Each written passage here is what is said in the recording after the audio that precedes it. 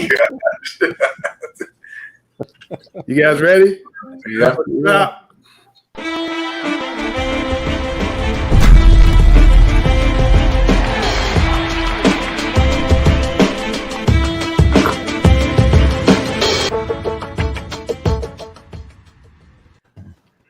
Man, we're back with another edition of Talking Prep, and we have a jam-packed show today. I don't even want to waste any time. I'll put my man Gary Richmond, the mayor, up on the screen. Gary has a revised plan for the start of athletics. Gary, I'm reading that from Yahoo Sports, the college coaches seem awful pessimistic about a football season, not only this year, but some of them don't think we can launch next year. But let's put your plan up on the screen. What do you think? Well, I've been listening all week like most sports fans, and I'm not too optimistic about football season right now. I know in the past we've debated spring versus fall. And on Twitter this week, we got some kickback from the spring coaches, and they were like, we don't want to go in the fall. We don't want to be the guinea pigs and get into the season, and then they stop our season again. So I got to thinking based on what some of the colleges are doing by going to a conference-only schedule. And North Carolina is scheduled to open up on August the 17th. It's the first day of school. And I thought about it, well, if that's going to be the best practice for the colleges to play a conference-only schedule, maybe that might be the best thing for the high schools as well. Get in school. You have 2 weeks of school before the Labor Day weekend. And then when you come back, when you get back to school, you let the kids get their conditioning in the first 2 or 3 weeks of school in class. All athletes at the high school level usually have PE or weight training, so they can get their conditioning while they're at school. And then when you come back on the week of September the 7th, then you start your fall practices. You practice 3 weeks, and then you go into a conference-only competition. Most conferences have 8 teams, so that would be a 7-week season. And then from there, you go into a reduced playoff. I don't think you should have as many teams as we've had in the past. Maybe cut that number in half, or if you're having breakouts of the COVID disease around the state, then you just do county championships. Interesting. Well, any thoughts, Grice, on that plan? You've been wanting to go fall. Now he's talking fall because last week he was talking spring. You all salty. That's what I'm trying to say. I've been on that. But no, listening to Q Tucker's press conference, I think, that was one of my main thoughts, is that she, is going to do everything that she can to ensure that we have, our sports and they take place in their appropriate season. We look at the spring season when this, kind of initially hit. You had the situation where, sports were being suspended for a time period. I think it was maybe 2 or 3 suspensions before the ultimate cancellation of the spring sports season. I think that she's been very consistent, and I actually was very impressed with how she had handled the press conference last week. So I like that, Gary's come over to the dark side, but, I do think that it's, a situation where we want to be respectful. And I've said that on here to our spring coaches to ensure that, hey, we're putting everybody in the best chance possible and not giving them the short end of the stick again. Absolutely. Well, guys, I want to bring in another special guest. We're going to bring in Zach Massey. He's a professional. How's it going, fellas? Northwest Cabarrus. How you doing, Zach? I'm doing good. Thanks for having me on. Thanks for coming on, man. Tell everybody who your dad is. So my dad is the late Ron Massey. He coached at A.L. Brown for a little bit and at Kings Mountain prior to that. So I grew up around the game of football and just sports in general my entire life. So I've seen what it can do for people as far as bringing communities together, helping student athletes in particular to have a system of support and stability within their coaches and their teammates. And sports can be a very unifying thing.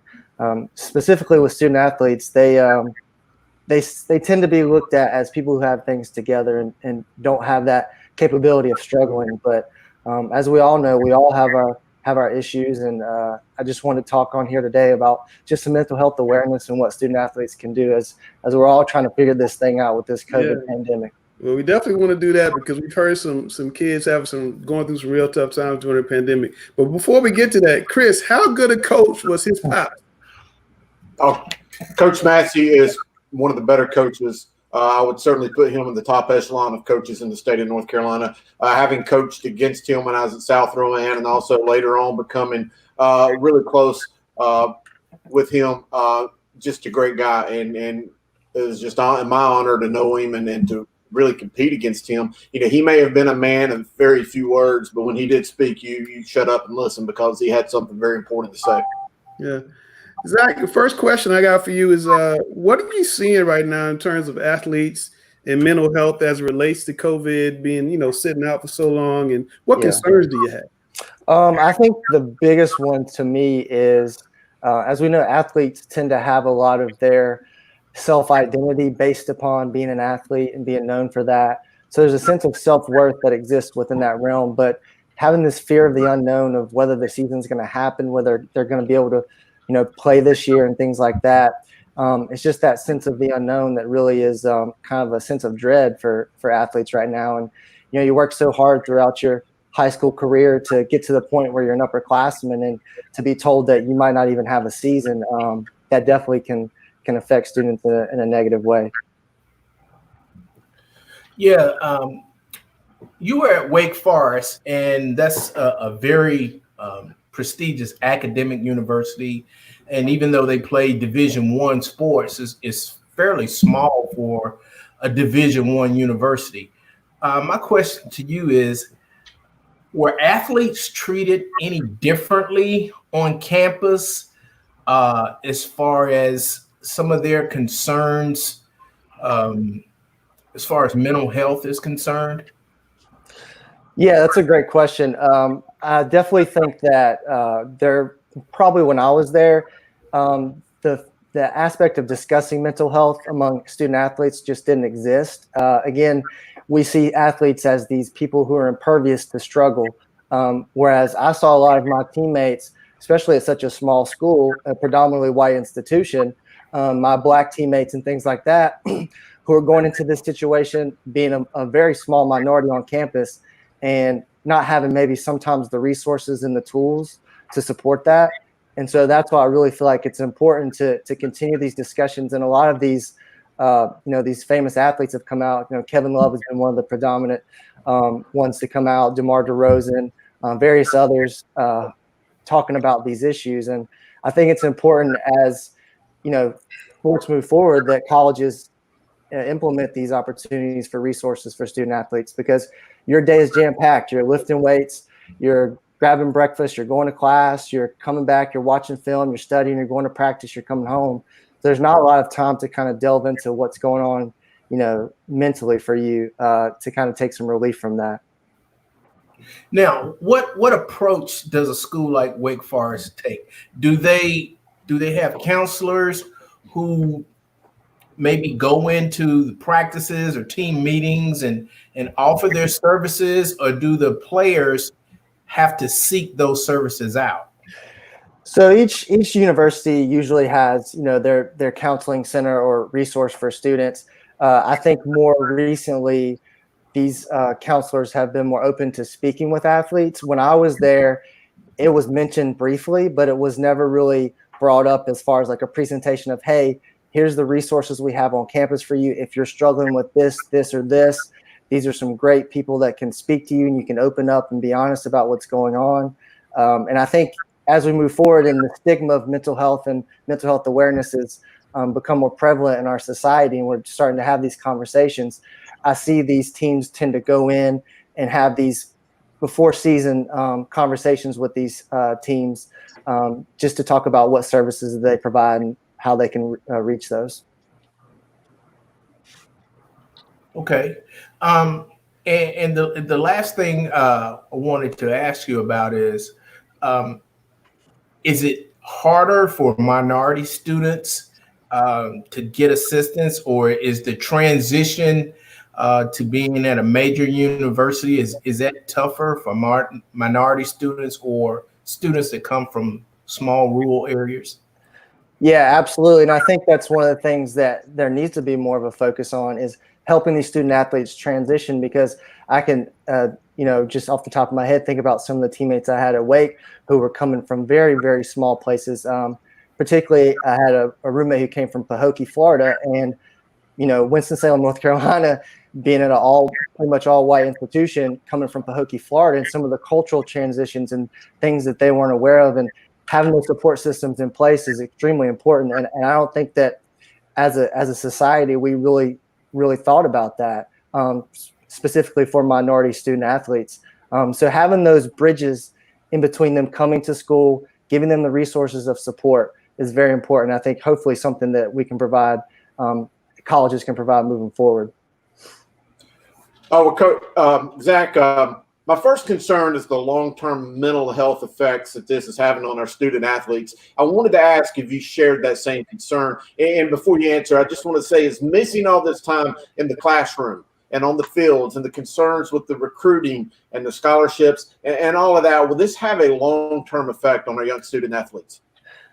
Absolutely. And I think the biggest thing is that sense of pressure. Like you mentioned, some of these kids are working their entire lives for this opportunity for a scholarship or to get the opportunity to continue their education as well as their athletic career, and sitting out of school, not being in the classroom with your peers, with your teammates, having that sense of camaraderie. And for some students, unfortunately, they're going home and there's not stability at home, whether it's a one parent household or whether it's, just a lot of issues at the home, where when you're with your teammates and you're on the practice field or you're in the classroom, there's a system of support there that exists, and having your coaches there to help you and things like that. But not being able to physically be in that realm is certainly something that I worry about student athletes, especially ones that they're relying upon their junior or senior year to get that college tape out there, to get the opportunities to play. And unfortunately, they might not have that. And so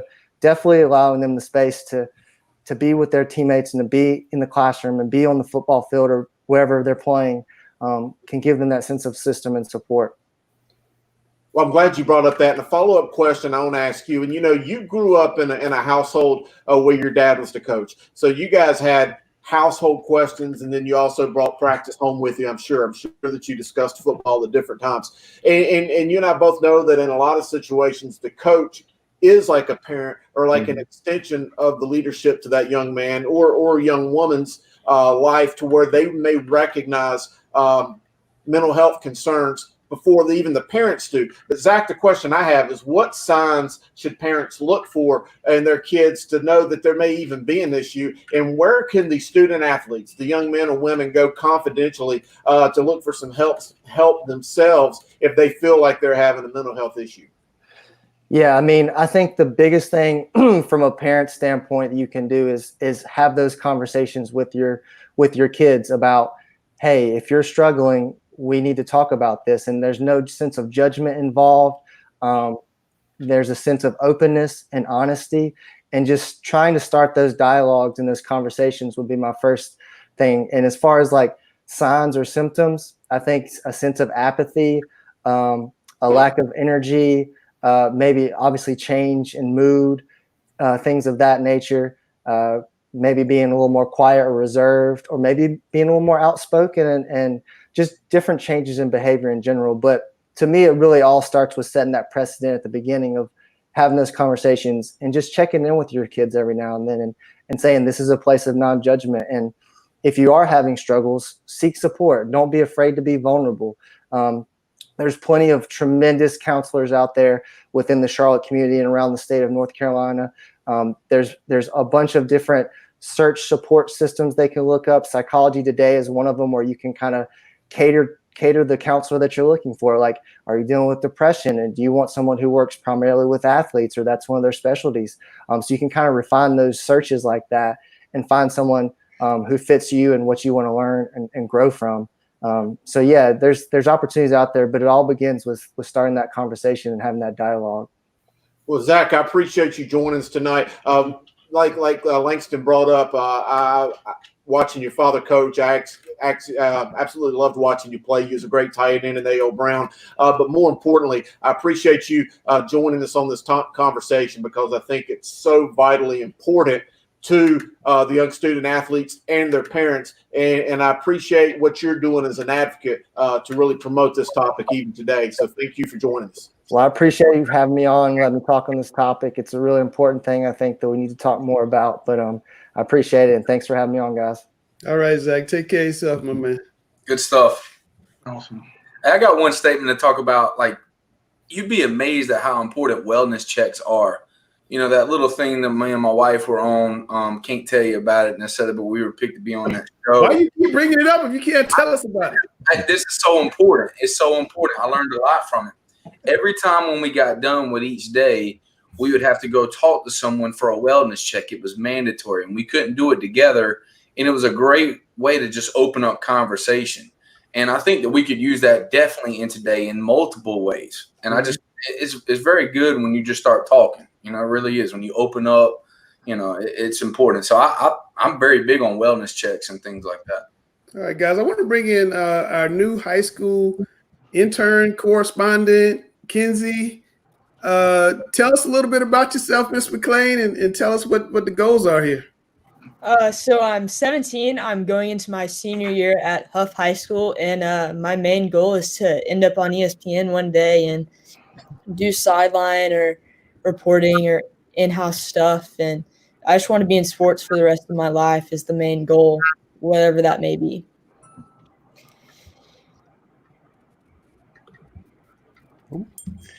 So one of my goals for many years has been to get students more involved into what we do, or more involved in athletics, and give them an opportunity to maybe find if they have an ability to do what Kinsey's wanting to do. So we're going to be working together. Hopefully we'll have a season and we'll be able to go to some games.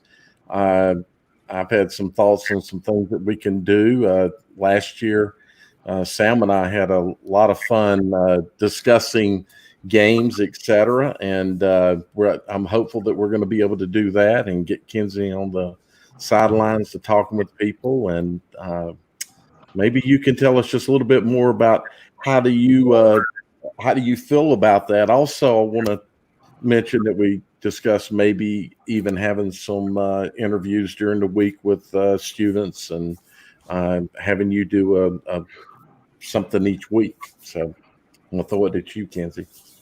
So the interviews with students, I'm very comfortable with, because I think it's an open dialogue that not a lot of student athletes experience talking student to student. It's normally the student athlete to an adult. And so it's not nearly as open. On the sideline stuff, that would be fantastic. You know, getting an insight again, student to student. Normally, high school athletes don't talk to reporters on the sideline going on to halftime, or if they do, it's definitely to an adult. So the student to student conversation is really important. Hey, Kinsey, how you doing? I'm good. Glad to have you on, and I'm a little jealous you get to ride with Dale to the games. I had some fun times with him, even though we get to the games about 30 minutes late sometimes because he would take the wrong path. But it's okay. The real question is this: when you do get on the road, how often are you going to come visit the West Charlotte Lions? You know, Langston doesn't really like us that much. He told us that we were going to finish last in his poll, so we need some love there, definitely. I'll come as much as you let me. Who doesn't love a good underdog story? So maybe you prove Langston wrong. I would love to see that. So I'll get up there as much as you let me. Well, not all of us would love to see that. That's very, not all of it. So, you know, Kinsey, we have a little rivalry, but when you come down off of exit 25, you don't have to go far. Like, you can get right off at exit 23, you get down Gilead Road and come on over to the north side of Betty's Ford Road over to Hopewell, But, I really am, excited that you're on with us, as coaches and, those of us very close to the game. We do enjoy getting the chance to talk with students and see their passion and things that they're excited about. So, I just want to get into, what made you kind of take that step to reach out to Langston and Dale and really take this next step in your hopeful future career. Like I said, I love sports, and one of the things that I've been doing during quarantine has been listening to podcasts about people who I admire in sports who report, and one of the main things they said is get experience, talk to people. Langston obviously has a ton of experience, and so I reached out to him for advice, and he told me that I could come on his live show, and how could you not say no to that as someone who loves sports? So he really gave me an opportunity of a lifetime. That's awesome. Real quick, what are your top 2 favorite podcasts since you've been listening a lot lately? It's mainly like female in sports, but How She Did It is probably one of my top ones because they go through how they made it into their industry. Nice. That's really the one I listen to, but yeah. Awesome. This dude had to bring up Betty's Ford Road. We own Betty's Ford Road. Just know that right there. Oh, okay. Yeah. All right. You can sure. it down with One school is actually owned Betty's Ford. The other one's just off. Thank you.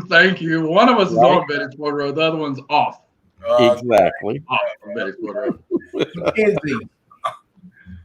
McKenzie, the last few weeks we've been discussing how to start athletics back into the high school sports season. What is your opinion as far as to when we should start, who should start, that type of thing? Should the fall teams play in the spring or vice versa? Or should we delay it? What's your opinion? What do teenagers think? I personally think that fall sports should go in the fall. Spring sports already lost their season. They don't deserve to be the guinea pigs again. I would try to start them as soon as possible because, as an athlete going into their senior year, it would suck not to have sports. That's something that I've done since I was 3 years old, and I'm not going to be able to continue to do that in college. So I would like that opportunity if it's possible. So starting as soon as possible with safety regulations should be a top priority in my opinion. And starting with school starts too, because extracurriculars, in my opinion, are part of school. So trying to get that in with school is very important. Absolutely great, Kenzie. And we appreciate hearing from you. It was great talking to you before the show. I can't wait to get to know you better and see what you do and help us with all the fun stuff that you've got in store for our viewers down the road. But now we're going to move the show along. I want to bring in my good friend, my good buddy, and sometimes my co-anchor with WBTV's Football Friday Night, Nate Wimberly. Welcome to the show, Nate. Good to see you. Hey, how's it going, guys? Good. Nate's official. Look at him. Got it set up. Nice. Look, don't start, Coach. Don't start. He always does this, man. Yeah, you better watch out, Nate. He'll challenge you to a basketball game, too, if you don't watch. No, basketball's not my thing. I stay in my lane. Stay in your lane. So I'm with you. Hey, Nate, before we get going, we got a lot of questions for you. But how long has the Football Friday Night Show been on the air? And you guys were the original high school football highlight show, if I'm not mistaken. Yeah, you caught me off guard on that one. It's well over. We might be 36, 37 right now.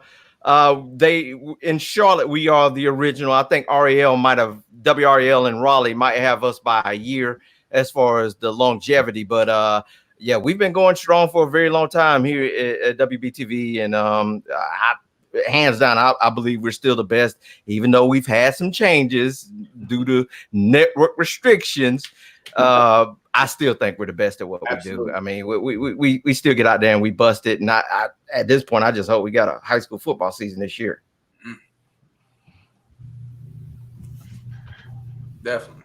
Yeah, that look right there. I just hope. That's my I hope look right there. That's the I hope look. Question. I think Gary was going to take over right here and ask you a question. But anyway, I think the answer was 1981. I think it was at South Mecklenburg State Championship was the first year that they started it, if I'm not mistaken. It was the South Mech year when they won the state championship. Charlie Frederick and who was the producer at that point in time, and Paul Cameron, they were like, man, we got to find a way to be able to, promote this a little bit more and maybe, highlight high school football. And that's where it was born that year that South Mech made the run to the state championship in the early 80s. And since that point, it's jumped off not only for us, but for all the stations in Charlotte. And let me just take a stop right here. Yeah, I want to promote WBTV, but the fact that the Charlotte area has a rich amount of coverages as far as it goes with high school football. Just about every station in town does something. You got the newspapers doing a lot. I mean, we're doing a lot for these kids and promoting the fact. Feel lucky, Charlotte, because that doesn't happen in a lot of metropolitan areas in around the country. So be thankful and fortunate that you got this, because there are some places in this country that the high school student athletes, they get no pub. It's all about the pros and the college, and high school, whatever. So, I mean, not only us, SOC, CNC, CCP, everybody does something high school football wise. So, this area is very fortunate that, and Spectrum, everybody's fortunate that, we do promote high school sports in this area, and be blessed. And the Observer does an excellent job with it. So, and all you guys on a freelance basis, that they don't have a network backing them. I mean, there's a lot of promotion of the young sports athlete, the student athletes around this area, both male and female. So, kudos to everybody who does something that promotes high school sports in this area. Nate, is there anything that you can tell us that would be a unique incident that happened between the competing networks covering high school sports? Anything happen on a Friday night that the public might not know about that we would find very interesting? Not really. You would think that we're all just competitive and we want to one up each other, but a lot of times, man, we're as much, we want to compete against each other. We are competitors, but we're trying to push this thing along as well. We're trying to make sure that these student athletes get some pub, and there's really no, let's put it this way, there's really no animosity among the stations in this area. I mean, we are competing, and we're competing for ratings and things of that nature. But man, we're trying to tell the stories of these student athletes, and there's a lot of great stories in this area, both male and female, of student athletes doing great. Their backstories, what they're doing, from home and their home life, and everybody's not blessed with the same story. Some folks have a pretty easy story to wherever they're gonna be. Some have a tough story, to get to the point to where they are. And we're just here to tell those great stories and just shed some light on what these student athletes are doing around this area. Nate, thanks for joining us. Hey, thank you. There are certainly you've got metrics that you look for to be successful, and would like to know, what are the things that you believe makes your show special and successful? This is one of the things that I truly believe in. The one thing that I feel like what makes Football Friday Night so special is we didn't, and it's changed over the years, with restrictions as far as, how many photographers I might get, or, how many reporters I might get to do. We always pride ourselves on being there to the very end. We want to tell the complete game story. I don't want to show up to a game and show 3 highlights from the first half, and one team is one-sided on one side, and then on the second half, the team that was getting their brains kicked in comes back and wins. Some stations just want to get the highlights and say, hey, we got 20 games tonight, and all the highlights, the highlights are not meaningful. Let's put it that way. You know, they're just going to get some highlights just to say, hey, we got these highlights for this game, this game, this game, this game. But you're not telling me a story. I believe Football Friday Night from the beginning has always been about telling the story of the game, getting the final result. You know, that's what makes that's what I call success. It's really not the amount of, and I do get into the aspects of, you know, how many games we got this week. But what I really want is the story to be told about the game, the complete game, from the kickoff to the final gun. That's what success to me is telling the complete story about a game. So that's where I am with that. Excellent. Speaking of highlights, Football Friday Night was really successful in the Piedmont area. And you guys would feature them, you know, prominently, even when we had big nights in the city. So I know you keep saying Charlotte. I was just knowing, is there any type of like reason why you guys would be in the Piedmont area more, even though Charlotte might have a big game? Was there any type of reason for that? For me, and I've been the producer for this show. I can't exactly tell you how many years, you know, because it all kind of runs together, especially during this pandemic. It's been 17 weeks since I've been in the station, so you know, excuse my timing. But I mean, for me, it's not about just the Charlotte region, and I get viewer mail and like, why are y'all not covering, you know, such and such schools here in Charlotte as much as y'all are covering, you know, A.L. Brown, or, you know, when High Brighton's doing well, you know, they're having great seasons too, and they deserve to be highlighted. So, you know, me as the producer, I'm going to go find the best games, period. Doesn't matter if it's in Charlotte or Union County or down in Rock Hill.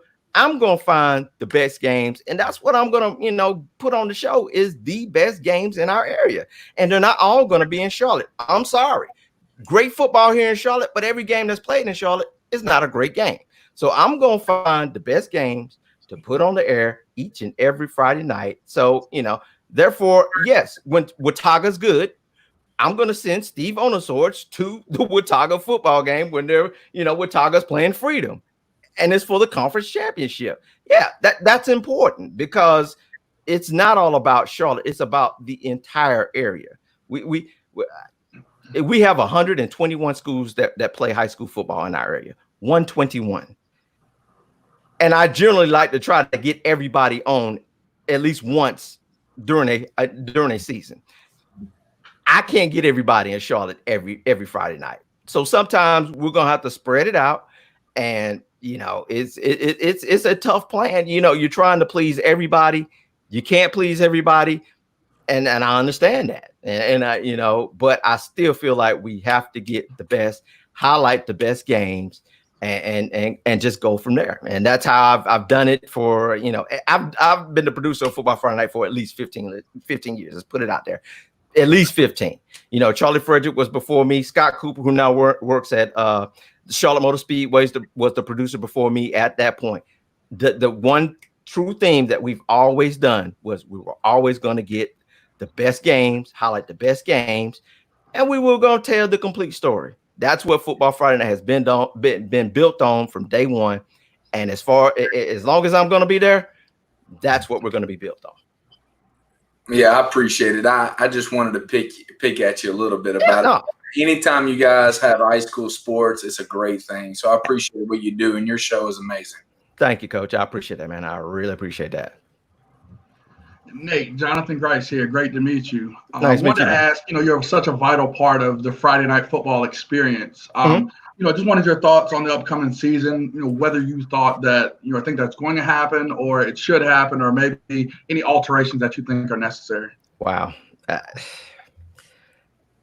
The hope has been just beaten out of me. I'll just be honest. You know, I've for the last 2 months, I've really been hopeful and hopeful and hopeful. At this point, you see images of people not wearing masks and doing what they want to do, and it's just like, at this point,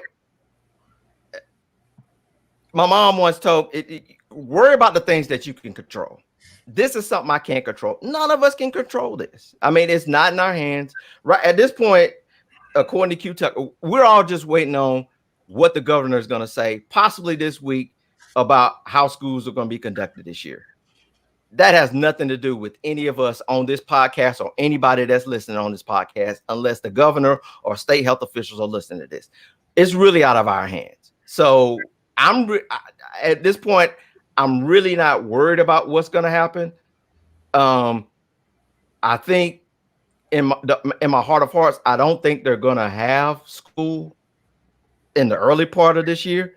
Therefore, there will be no sports because Q said if it's not safe enough for kids to be in school, then more than likely it's not going to be safe for them to be in those facilities to be able to conduct those games. So I don't think, in my heart of hearts, I don't think they're going to have school maybe the first 6 to 9 weeks in-person school. It'll be just virtual learning. And then they might come back. And the one thing I was on the call with Q the other day, and she brought up, maybe, if it comes down to an October 1st start, at that point I was like, ooh, whoa. Because then it's like, so we're going to shrink this season down to pretty much nothing. And then it was like, maybe it's just the regular season and it ends with a conference championship. No, I want to end with a state championship. So if it has to come to an October 1st start, I'd rather see it move to spring. And then on top of that, I would hate to really see that move to spring, because then you got elite athletes like Drake May and Will Shipley and Power. These guys have got to make a decision. Do I graduate early and go to college, or do I want to win a state championship? And all those guys have a chance at doing something special at their school. In the case of Will Shipley, win 3 state championships. And that's never been done for a Union County team. Powell Elkins back to back. I mean, Drake May just to win a state championship. Why? I don't want to put those kids in a position where they have to decide now. For Drake, is Sam Howell leaving school this year? No. So it's kind of an easier call for him to make. But, for some of these guys, it's not an easy call to make, So I feel for the people who have to make those decisions, the higher ups that have to make those decisions. And it's a trickle down effect to where kids will have to start making decisions that, a high school senior shouldn't really have to make it to make am I going pro or not? So now am I going college or not? It's just, it's a sticky situation. It's a bad situation that we're in, but we're in it. And, in my heart of hearts, I just think the one thing I don't want to have, I would rather see it start August 1st or early August. If it doesn't start then, let's move it to spring. I don't want an October 1st start where will we have a state champion? That's the technique. I don't think we can crown a state champion if they start October 1st. I just don't see that happening. So I just think we got to have a state champion.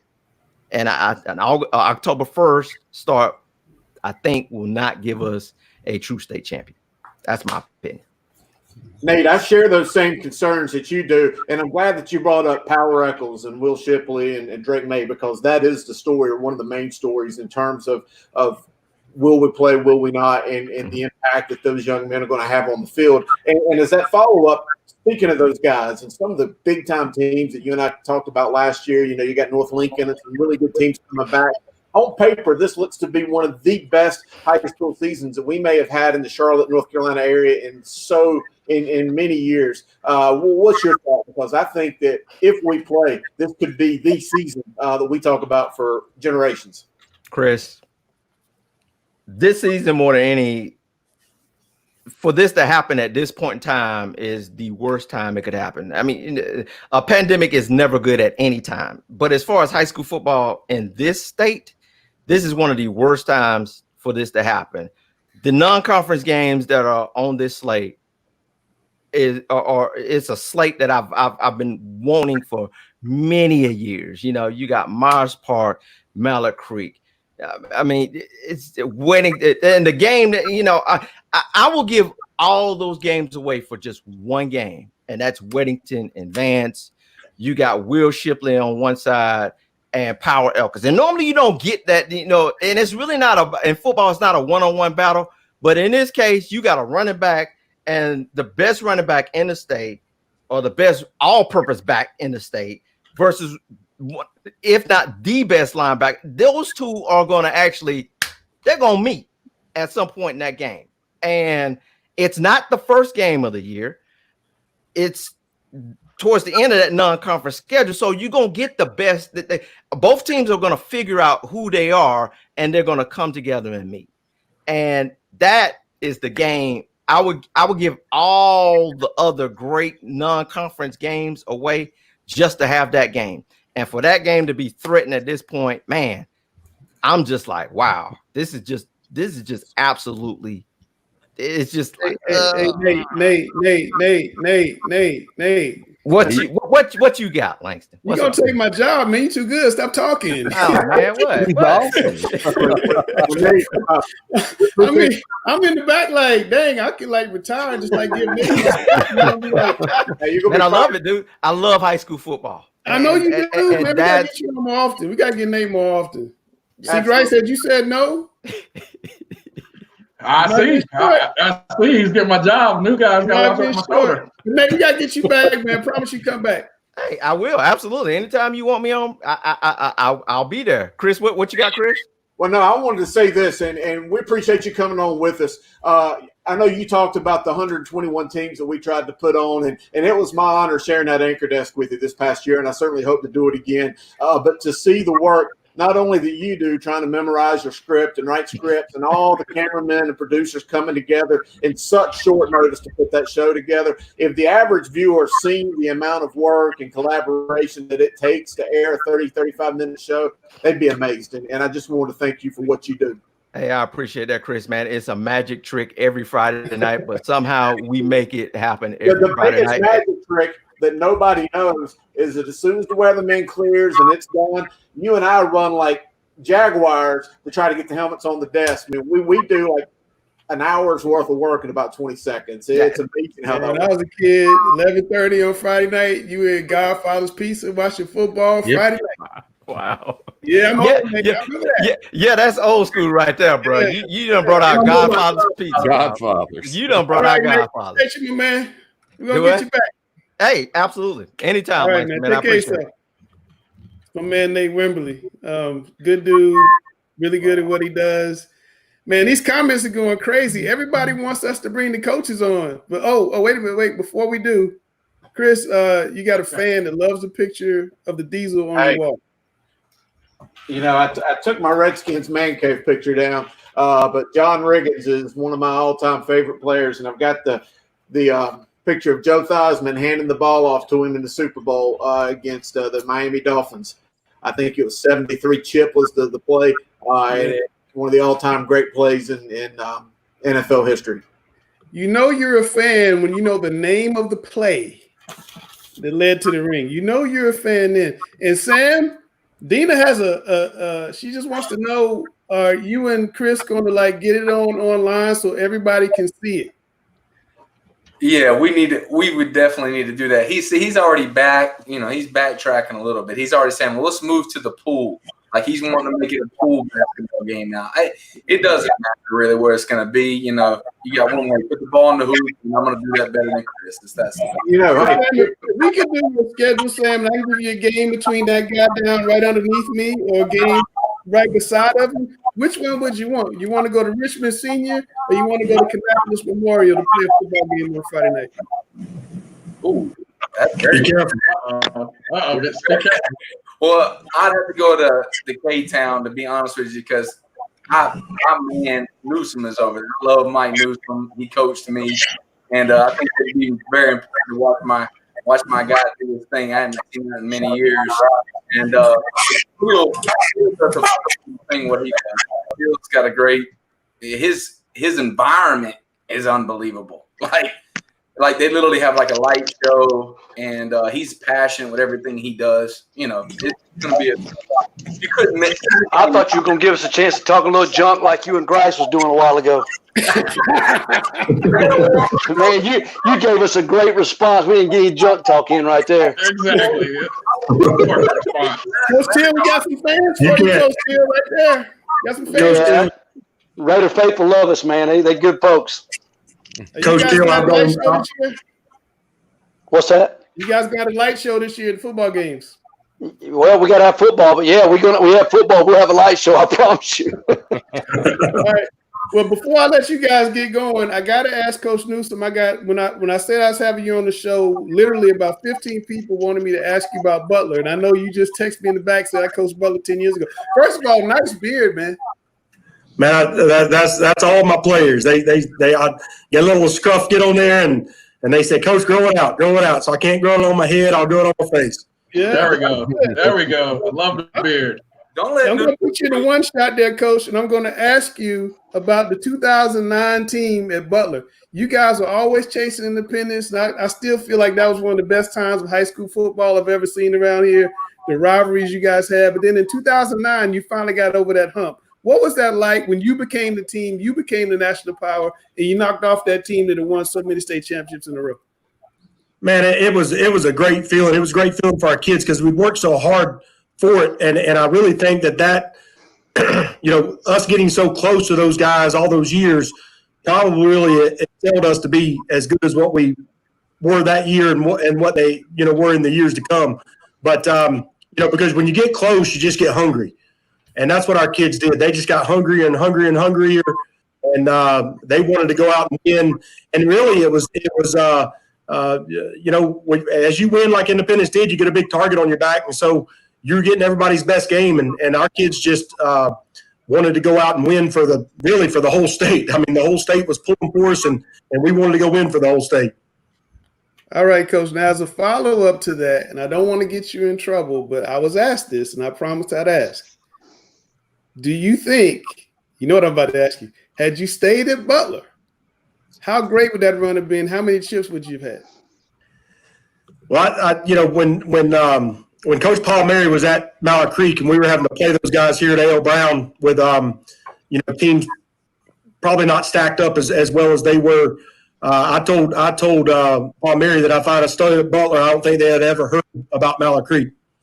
So – Wow. Good night. Now, you know that's going to be on the clips this week. You know that's going to be on the clips this week. Yeah. I want to explain that. Because I really feel like, and that's not a knock on Butler and what they've done, because I really feel like that the next year, that year after I left, we'd won it twice in a row. And Coach Hales really lost some good coaches that year. And even if I'd have been an assistant, he just didn't have he missed a few coaches. So I think if we had kept that staff together, we had such a great staff. If they'd have stayed together, I think we could have won it the next year. Of course, they won it the year after that, which is great.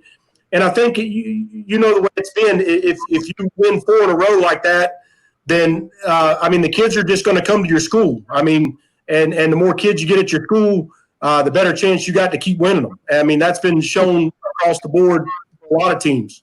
And I 429 post, Coach. Sir? What is 429 post? So that's Statue of Liberty play? No. 429 post is it's a rough play. It's probably scored more touchdowns in Charlotte than any other one play has scored in a long time. It definitely catches people by surprise when you run that buck sweep 4, 5, 6, 8, 12 times a game, and then you hit them.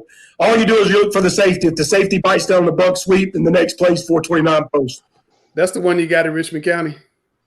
I think we did hit it in Richmond County. They actually tipped it. They played it well and tipped it, and then Nate Shrest made a great play and caught the ball, and that was a good comeback win that year. That was probably the win. The win at Richmond County, we come back and won that year, was probably the win that propelled us to the state championship.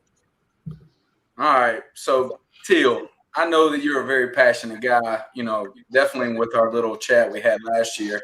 Yeah, I just want to let you know that, I want to know your opinion. A lot of the counties surrounding you are practicing, and you're not. And I know you're big on that find a way. Just give me your thoughts on what's going on around you. Well, actually, Sam, a lot of guys who we thought would be practicing are not. Scotland's not, Moore County's not, Hoke's not.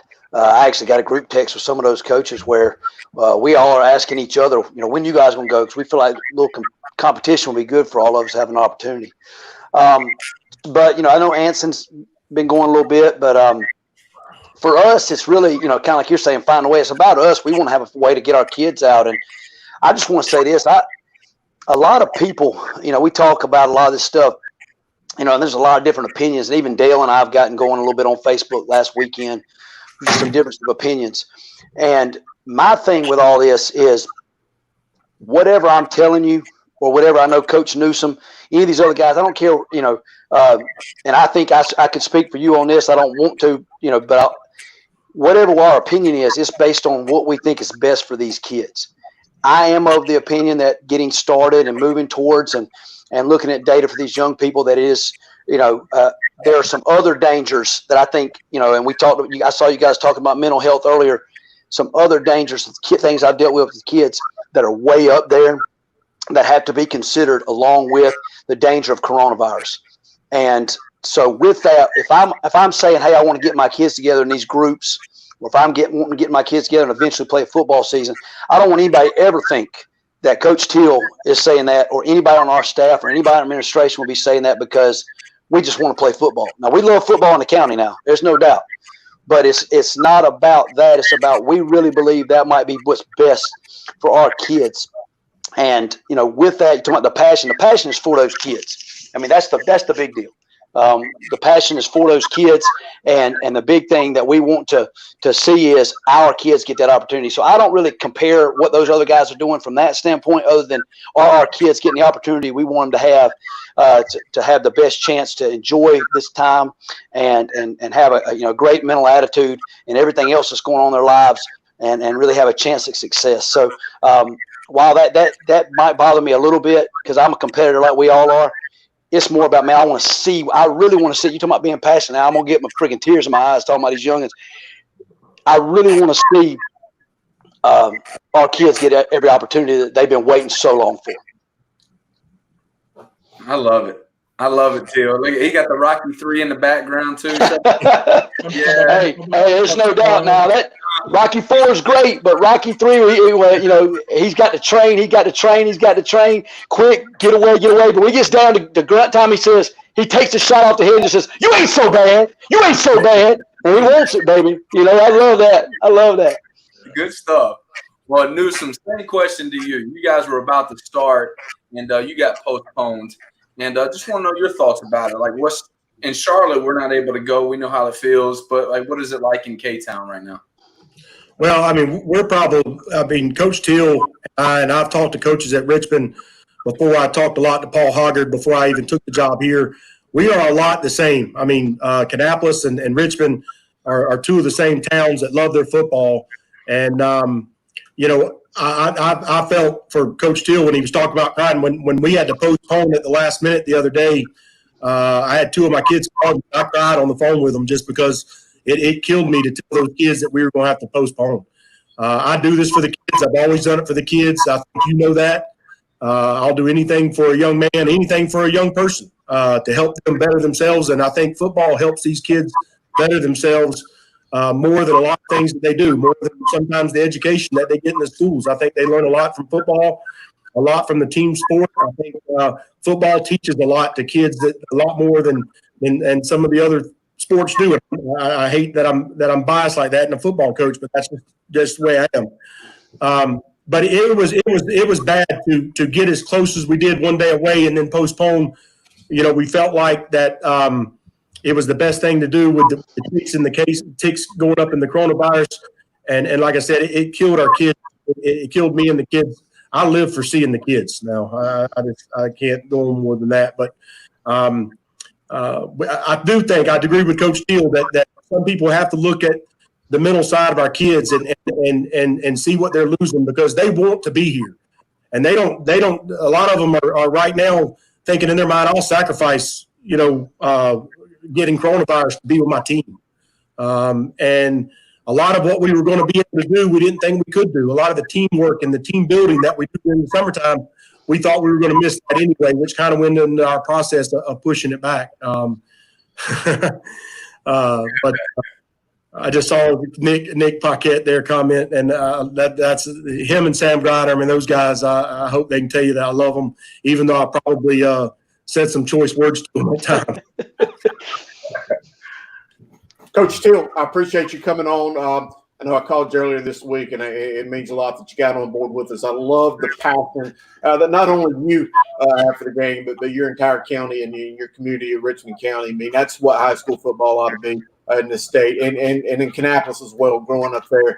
You kind of already answered this question, but I want to throw it out there anyway about what your true feelings are about whether high school football should be played this fall or not. And if, and I want to throw that word, if it's to move to the spring, how much do you think it will affect the rosters with top seniors choosing to enroll in college early? Man, I'm so glad you asked that question, because I was watching y'all's segment earlier, and I got some thoughts on that. We've obviously got several kids who would have the opportunity to enroll early at places. You know, Caleb Hood, Jaleel Davis, Jacoby Baldwin. I mean, you can go off of these several of our guys. And so the concern from a competitive standpoint, would be there as a coach regardless if you're moving it to the spring. But I'm going to say this, even given my situation, the game of football is not all about the superstars. All right. Those guys are getting another chance to play again. Now, it is a lot about them, and for the spectators, they love it. Now, I'm not diminishing those guys' value to our team. You guys know how much all those guys matter. But what I'm getting at is, we were talking about the mental health and the things about this game that are so important. That's for all of them. And those kids are actually in the minority. We know that about 3.5% even have the chance to go to college at any level. So we're talking about 96, 97% of our guys that the game is and what it can provide to them is what's most important. And so if we're moving it to have a season, by God, let's do it. I mean, for me, that it's just about let's give these kids an opportunity. And I said this a lot to folks lately. And when you're talking about being in leadership and Nate, I love Nate, and he was talking about the tough decisions and things that's got to be made, and he's right. But nobody gives us a pass on 4th and inches and the game's on the line. It's a tough decision. Somebody's got to freaking make it. And I know Q and them will do a great job with it. I'm not saying that because I'm concerned about the leadership, but I'm just saying, if we're concerned with having a season, even if those tough situations are there for those kids, maybe they'll be there, maybe they're not. What is the majority of kids who's going to benefit? And we got to make that decision based on that more so than just what we all want to see from a spectator standpoint. And Mike, question for you. And by the way, I've got to comment on that beard too. Very impressive with yours. I got the baby beard on. But and Mike, what about recruiting and spring ball? Will the juniors and will the seniors be affected with signing day being in December and February, perhaps before any games are played this year with signing day? How's that going to affect the recruiting? Yeah, it's going to affect the recruiting big time, and for those guys like Coach Till has got and players that you guys have mentioned, Will Shipley, all those guys. I mean, those guys have got they're taken care of. The guys that really needed to be seen were those guys that haven't quite gotten those offers yet. They really are the spring football and coaches being able to come out and see them in person. The coaches like to see those guys in person. In the spring recruiting period. And not getting to have that. And probably what hurts those kids more than anything is the camps that they didn't get to go through this summer. A lot of kids get offered in camp, they get seen in camp, they get noticed in camp, and not having those really hurts. And then, and I don't even, I've told my kids to quit hoping, take hope out of your vocabulary. We're not hoping to play football, we're going to play football. And so, if the possibility comes that things get moved, it's really going to change recruiting tremendously, but not so much for those guys that's got offers and they've got options right now. I've got a couple guys that are great seniors that right now don't have scholarships, and they're scholarship players. I've coached enough of them to know.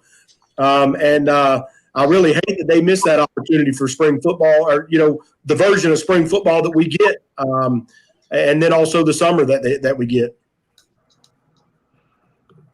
Coaches, I agree with your sentiments 100%. For Coach Newsome, of course, with us trying to play and have football in the fall, and also kind of dealing with, potential alternative schooling systems and options.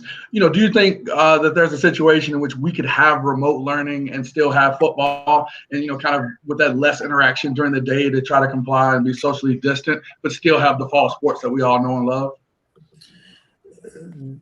I mean, that's the $1 million question. And like I said, I take hope out of the vocabulary. We're going to play football. With that being said, I think we have to be in school to play football. I find it hard to believe that if we're remote learning, that they're going to let us play contact sport. That is hard for me to understand how that's going to happen. And that's the science guy coming out of me. I'm a science teacher. I teach science, and so I look at that stuff a lot and see that stuff a lot and try to research it probably more than what a lot of people do.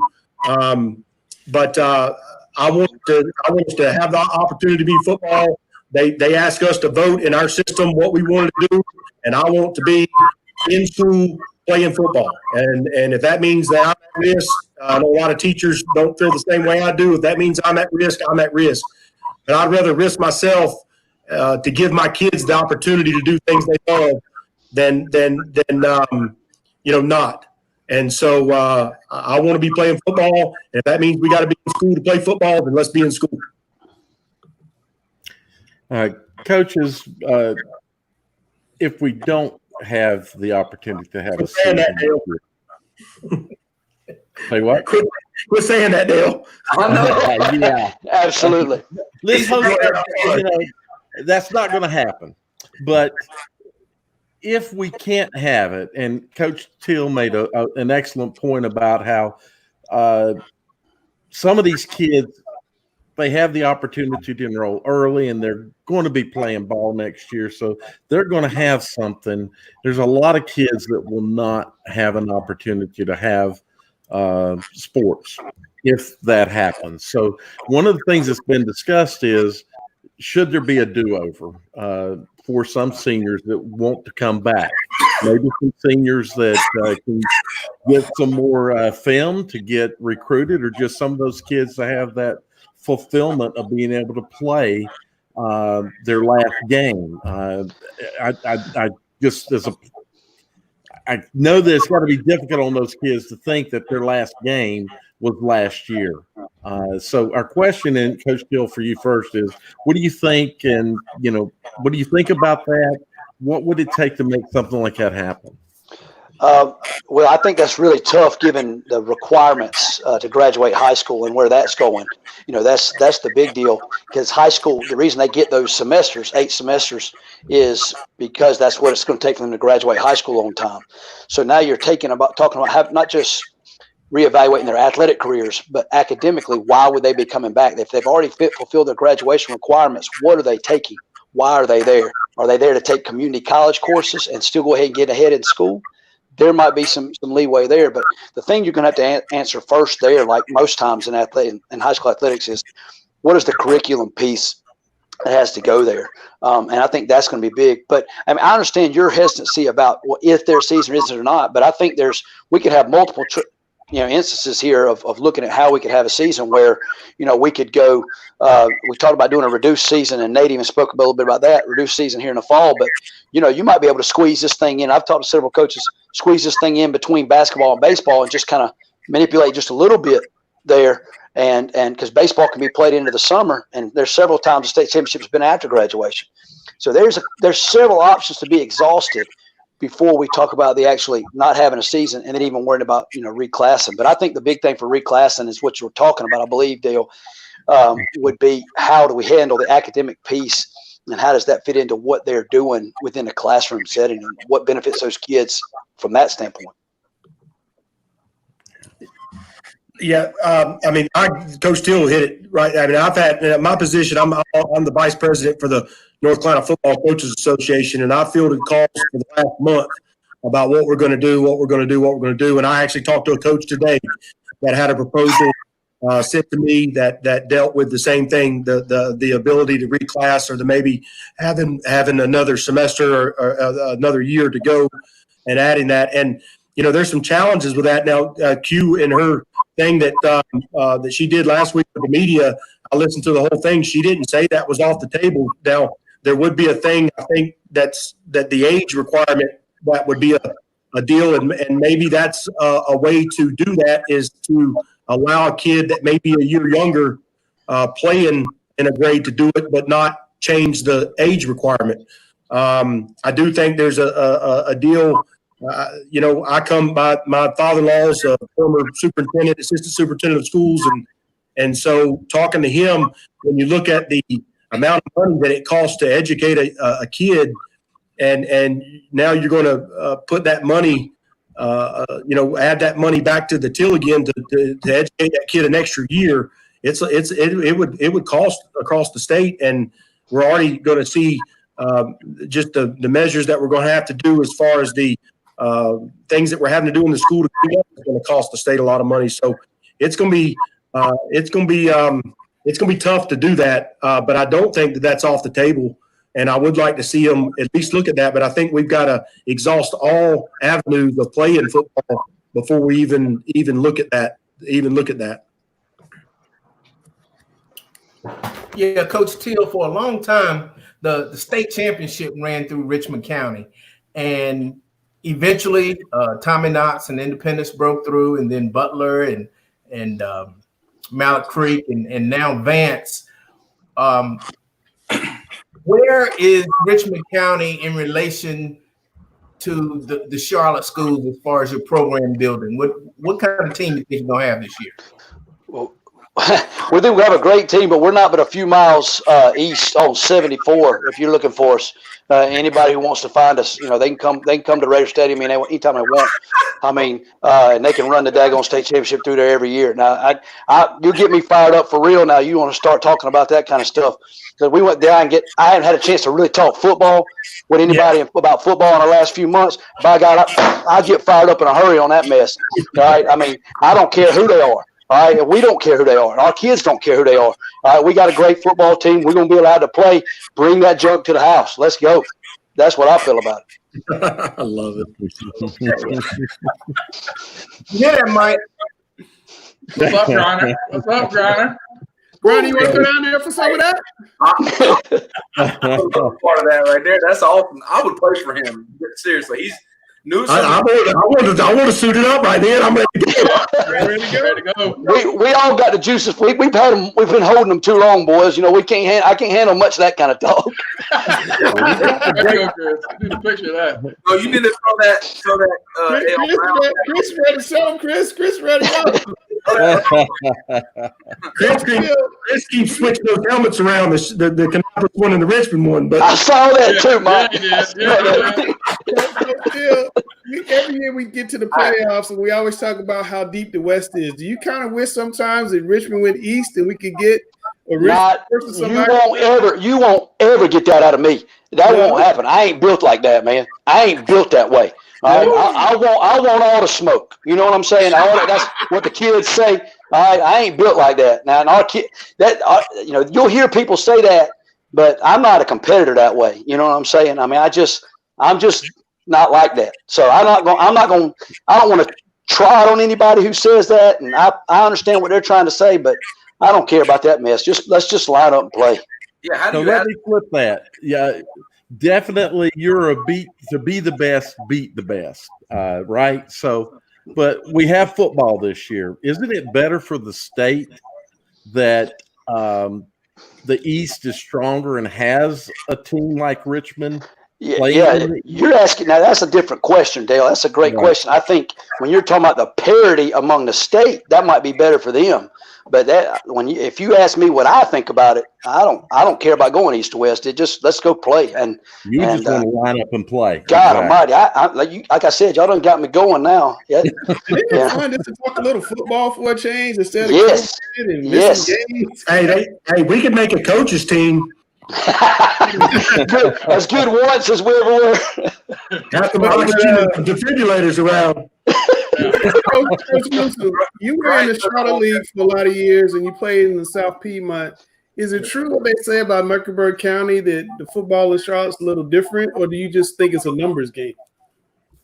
Well, I think you got so many high schools in Charlotte that a lot of the talent gets split up That's the truth. And I do think that the kids migrate to teams that are winning. And I don't hold that against any parent to move their kid around, or whatever the case may be, because I think that a parent that has their kid in the band is going to take them to the best school that has the ability for them to excel in band or drama or whatever it is.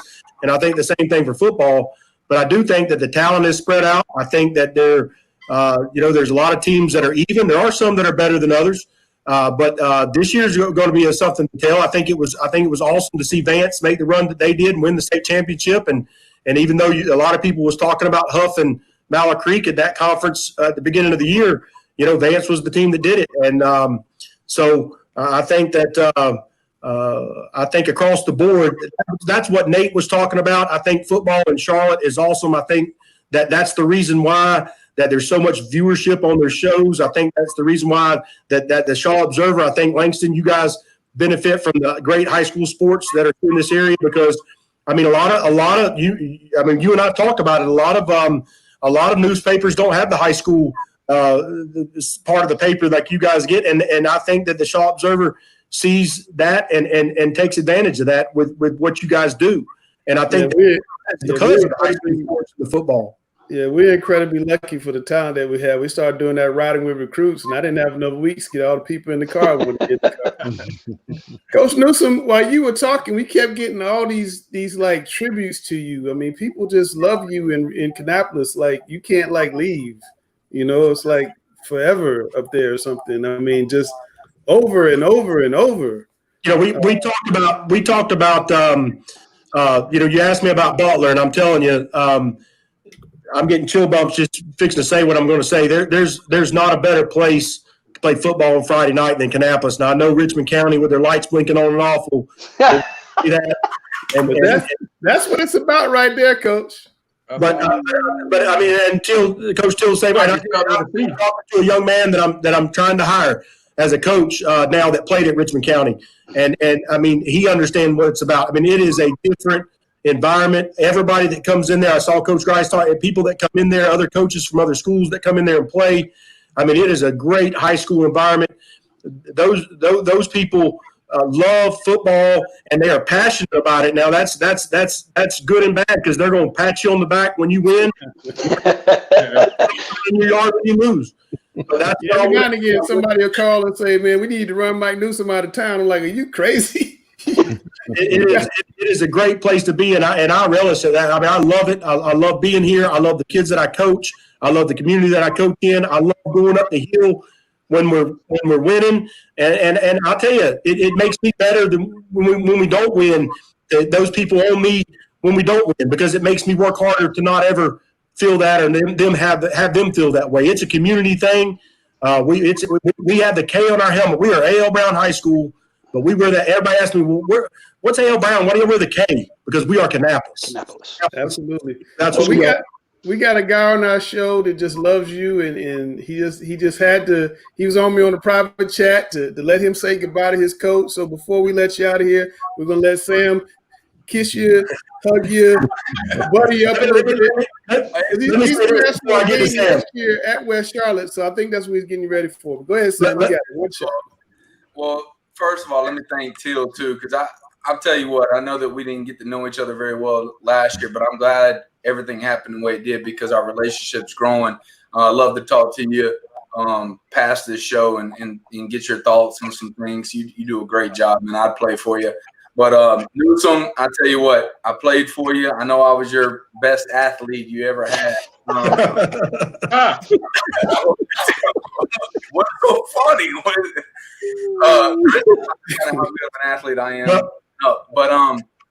So I just want to tell you I love you. I appreciate everything you've ever done for me. Like, the one person I always try to impress was you. You taught me so much. You made me want to be a football coach, and you gave me my first opportunity to be a football coach. I'll never forget being at Catawba running the 707, giving you guys a bad call, and you still invited me to come work for you. So I really appreciate it. But I wouldn't be here today if it weren't for you. I really appreciate everything. Sam, I really appreciate you. And I'll tell you what, I couldn't be more proud of a young man. I mean, I've coached a lot of good football players, and a lot of guys that have turned out to be great young men. And Sam, I mean, you're one of those top guys, and even though I give you a hard time all the time, I will tell you, Chris, you will not beat Sam Griner in tennis. That's exactly. Maybe basketball, not tennis. I don't plan on winning. I'm just going to rough him up. There's not too many varsity football players who also spent time on the tennis team, but Sam that fits. I was the head tennis coach at South Rowan for several years. Okay. All right. I appreciate it, and man, much respect to all you guys. I mean, I appreciate what you're doing, and to have this thing, this platform here is great for us to get on there and talk. And I appreciate the opportunity. I don't know if this is the end of the show, but no, the show doesn't have a time limit. Sam's making me cry, so I may have to wipe my eyes. Well, we gotta have y'all back. I mean, see, Sam, they're already on you. We gotta have you guys back though, because like, I mean, the response from the fans and you guys respond. I want to go back like 30, 40 years so I can play for Coach Till and get some of that pump up so I can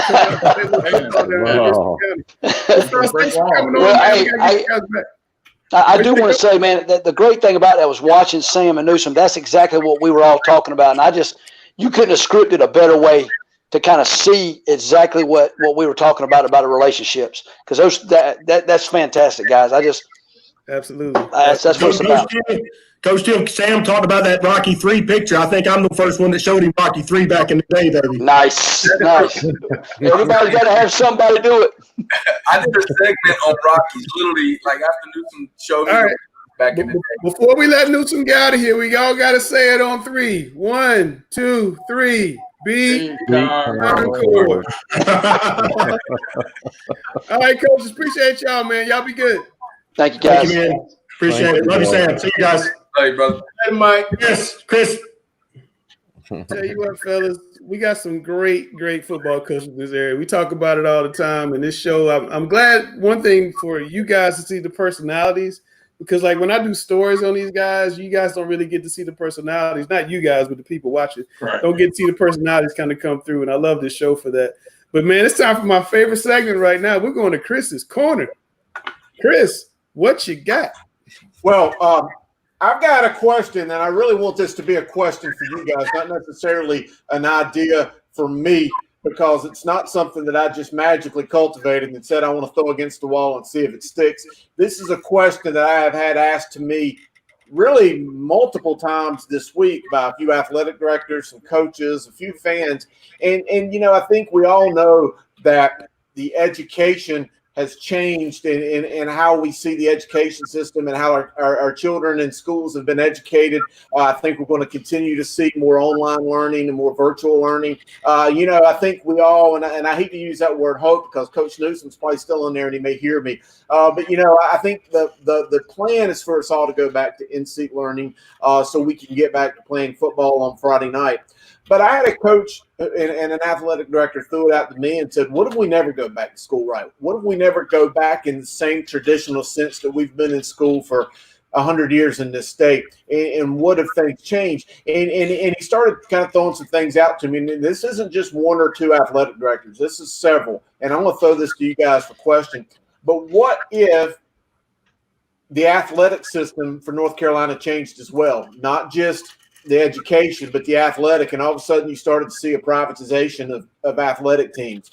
We've already seen travel teams like the AAU teams and the Allegiant teams go on to more school-based teams in baseball. But what if more than one sport went to a privatized, non-school sanctioned event? I mean, and maybe even football. And a coach said you could even do it in tiers to where, you know, you've got your A teams for your best athletes, but maybe you've got lower tier teams that are privatized to where you've got lesser athletes to get more playing time. He said that there's a way that schools could make money off of it and renting facilities, maybe take some of the legal or the legal aspects away from the schools. Maybe also have more leeway since it's a privatized athletics to get the better matchups each year? I wanted to throw that out to you guys because this is a question I've fielded several times. I think it's a stretch, but we're in different times than we've ever been. So I thought I'd throw it out to you. Man, that sounds like AAU basketball with the travel teams and the non-travel teams, but it also sounds like a Dale Ross question. So, Dale, we're going to put you in the one shot and let you have at it. So Dale thinks I think there's some tough things there. Practice, kids are in school and then they got to come out of school and they got to get to the practices. So where are those going to be? How are those organized? Assuming we can't come out of this, and I'm not thinking that right now. I could see where we maybe even don't do this for 2 years, but to never be able to go back to it. I mean, honestly, if we can't go back to it because of the virus, it's going to be hard to go back to it for club as well. So is the question more of just to have schools get out of athletics? Personally, I don't like that because I think part of the motivation of a student is the enthusiasm that they have for their school, and that's built through the different programs that the school has, be it a band or be it a state championship football team. So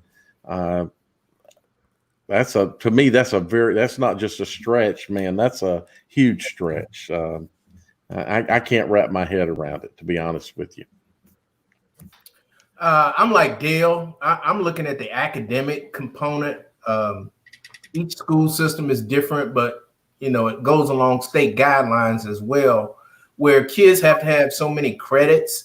They have to have certain GPA. They have to have attendance. And if you privatize it, then each private team could have their own different criteria as to who is eligible to play. We know as coaches and former coaches that doing well in school and coming to school is part of the incentives that are used to get kids to do well so that they can play sports. And if you take those incentives away, I think you lose the emphasis on academics with just a private team. I'm not a fan of it. I think the biggest reason is because of equity. When we talk about athletics within school, you have situations where, and even, with Coach Griner, here as well, you have these Title I schools like a Harding, like a Vance, that don't have the resources of some of these other big time programs being able to compete and be on the same level. We talk about privatizing athletics. We talk about, taking it out of the school system. You have a situation in which you have the people with the money and the people with the biggest access to resources now having that distinct advantage. And anytime you're in a situation where you have those with the money that have the biggest advantages, that's not a situation in which it's a fair, aspect of competition. And it's an argument to be made that even now it isn't, but you do see situations and great stories where you have kids that maybe don't have those accesses to resources that are doing well, and you have schools that are in that same boat. So I don't think anybody wants this to be an IMG. I saw somebody point out Bosco, some of those other big time programs. We don't want that to be a super conference and leaving the rest of the programs just kind of, on the bottom. Yeah, I don't think it can either. Piggybacking off what Grice just said, it'd be very difficult for, Title I schools. Definitely. It'd be almost impossible. The one thing, if you had other people, like say VTO wanted to get like their own football going, they'd make a ton of money, but the problem would be where would they be able to play at? Because you couldn't use CMS schools or surrounding schools, I don't believe, because if you use their facilities, then they become, liable during this situation. And I think that they want to stay completely away from that, because if they're letting other people play on that and then they can't play, it wouldn't work that way. So, that's a tough thing to go about. It sounds good, but too many moving parts. I really don't think it would work. All right. Well, now it's time for Coach versus Coach, a new segment on the show. We're going to let Coach Griner and Coach Grice go at it. first of all, I want to get your opinion on the 4A poll that Chris put out. But let's take a look at the other polls. We got the 1A poll. A lot of familiar teams up there. East Surrey, Tarboro, which always seems to be good. Robbinsville. Mountain Island Charter making a push down there in Gaston County. That started to build a nice little program down there. And then the 2A, Shelby, they win the state championship every year. Seems like about 6 out of 7 years or something like that. So they're going to be good again. Chris says Burns is going to be good. Those are 2 Cleveland County teams in the same county. They're going to be the 2 best in the state. That's pretty doggone impressive. And Reedsville always been good. Yep. 3A, Weddington, Kings Mountain, Charlotte Catholic, Havelock. That's 3 Western teams, 1 Eastern team. So I guess maybe Kings Mountain might go small, maybe. Weddington might go big, and Kings Mountain Catholic go small. So maybe we get 2 of those 3 teams in the state championship. But guys, the one we're going to start out with is I want to have you guys talk about the 4A poll. There's Vance, there's Richmond, there's East Forsyth, there's Myers Park, there's Huff, there's your top 5. Malik Creek is number 6. I was tweeting out earlier today about Malik Creek and how I'm kind of scratching my head. I'm like wondering, are we doing the right thing? But what do you guys think about the 4A poll? I'll let Griner go first. I'm a gentleman. Go first, Griner. Like you said, to beat the champ, you got to beat them. And I think Vance needs to be at the top. They've earned that right. I think Richmond County, personally, will be the team to beat this year in the big 4A. Smaller 4A, East Forsyth won it back-to-back years. I actually went against them a few years ago when we made that run at Harding, and I'd like to do that again. I honestly think, though, the big 4A, I think that Myers Park and Huffs, I think they're ahead of East Forsyth in the overall poll, if you want to be honest, because there's a different level of talent at those schools, because you're talking about maybe 1,000 to 1,500 more kids in each of those schools compared to an East Forsyth. So, that would be the only thing that I would change probably. Yeah, I wouldn't disrespect that East Forsyth team and that big conference up there in Winston. You've got West Forsyth, you've got Glenn, Reagan. I think it's 4 or 5, if I'm not mistaken. I don't have the list up right now, but I think in that top 20, you got 4 or 5 from that conference. So even though East Forsyth is a small 4A school, they do play a lot of these big 4AA teams, and I want to say they either beat West Forsyth or I think maybe lost by a couple. So they can hang with a lot of these big 4A teams just the same. What I do think is that, a couple surprises to me, Butler being at 9, especially after losing Worthy, D1 running back, losing probably, I think, the best corner tandem that they had with the Quaylen Morrison kid and I think the Bowman kid on the other side. They were very tough. We scrimmaged them and, they were, tough to handle. Another admission, and Griner, I'm a little disappointed in you. Your man Jupiter, where's Hickory Ridge this year? I really thought that they should be on that list right there. You should be ashamed of yourself for not bringing up your boys.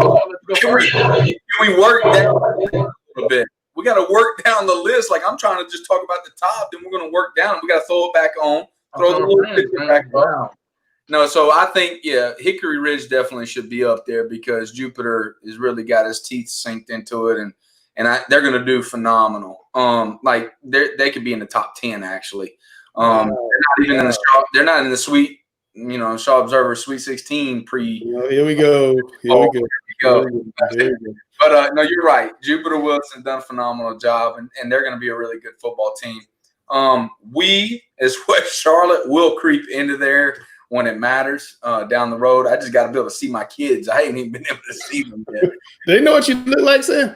What? Your kids, they know what you look like?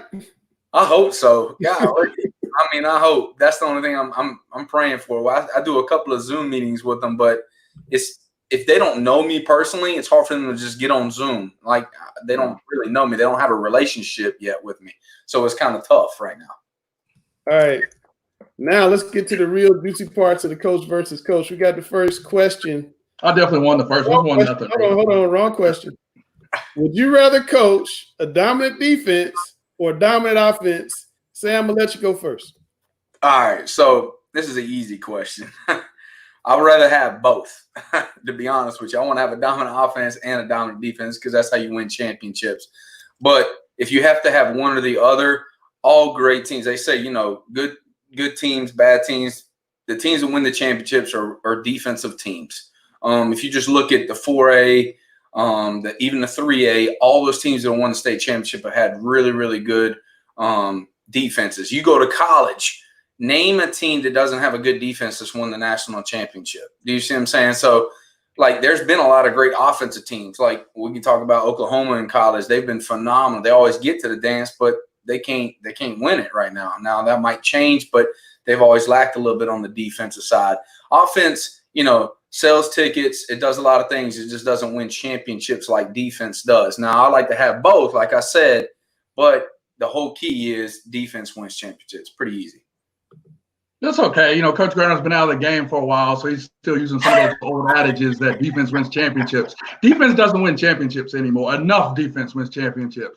LSU made their run this year by having an unstoppable offense. The defense was good enough, but the offense was what was unstoppable. Having an unstoppable offense ensures that defenses have to go out of their norm and do something different. It affects the other offense, who is now pressing to do things differently than how they normally would. So a dominant offense in this day and age in football is what you want to have. There are no dominant defenses anymore. All right, now Terrence Lee Cunningham said run the ball and play good defense, but LSU, when they run at our formation, they weren't winning national championships anymore. That's my point. Jamar Chase. They threw all over the yard. Listen, let me explain something to you. You live in them Independence days, Langston. Like you forget Tommy Knox ran 2 tight ends, ran the counter. Like, he was really good at running the football. He ran the counter twice. No, to make it honest, and he always did you like 2 years ago, or was it 2 years ago, or like this past year, Ohio had like he threw for 300 yards. Tommy Knox is throwing the football. All right, let's talk facts. Chris in the back room talking junk to y'all. Chris is in the back room talking junk. Hey, Tommy Knox threw for like 300 yards. Week 1 this year. Like, it's literally like a dumb question, kind of. Like I said, you want to be good at both. But tell me a team that in the 3A or the 4A in the last 5 years. In the last 5 years, Grace, since I've been out of the thing for so long, that have actually won that doesn't run the football or doesn't have a good defense. Like, think about it. I mean, you look at Weddington and Catholic put out Mountain game like 35, 40 points. Weddington's out here scoring 35 in the state championship game. They're offense. And they have the best running back and one of the best defenses in the state. Dominant offense. But it's a dominant offense. They average 50 points a game. All right, so the reason why Will Shipley started on offense, not defense. It needs to be all state in both. Good defenses help you score more points. Like, okay, all right, here, 2016 at Harding, we had to beat Providence, I think, 55-52. Do you think that type of team can win a championship? Answer, Grice. Yes. Yes. When you have a great running back, it doesn't matter. Enough defense wins championships now. Every level. You look at the Chiefs, enough defense wins championships. All right. God, that's a joke. Gary says, did you see the Vance defense last year? That's what I'm saying. All the Vance defense. Great. Hey, they were great. Would you have an all-time great? Gary Mellon says Independence never had to throw the ball. Did he watch Independence play? That's all they did was throw the ball. They didn't have two quarterbacks that came out of there.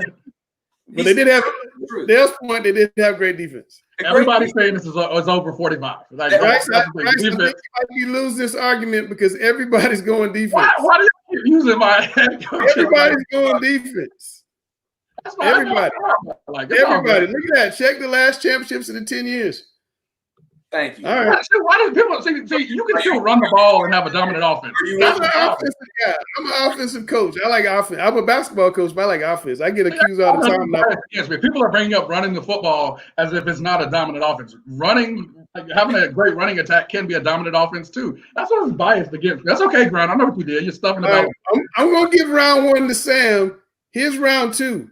Should the high school overtime rules be changed? And Grice, you get to go first. All right. Yep. So I think they should be changed. When you looked in the beginning, starting at the 10-yard line, I think it's very antiquated. A lot of the teams we face have high school kickers now that are much more proficient than probably were years ago. We look at, Mooresville had a guy that could kick from 50, 55 yards this year.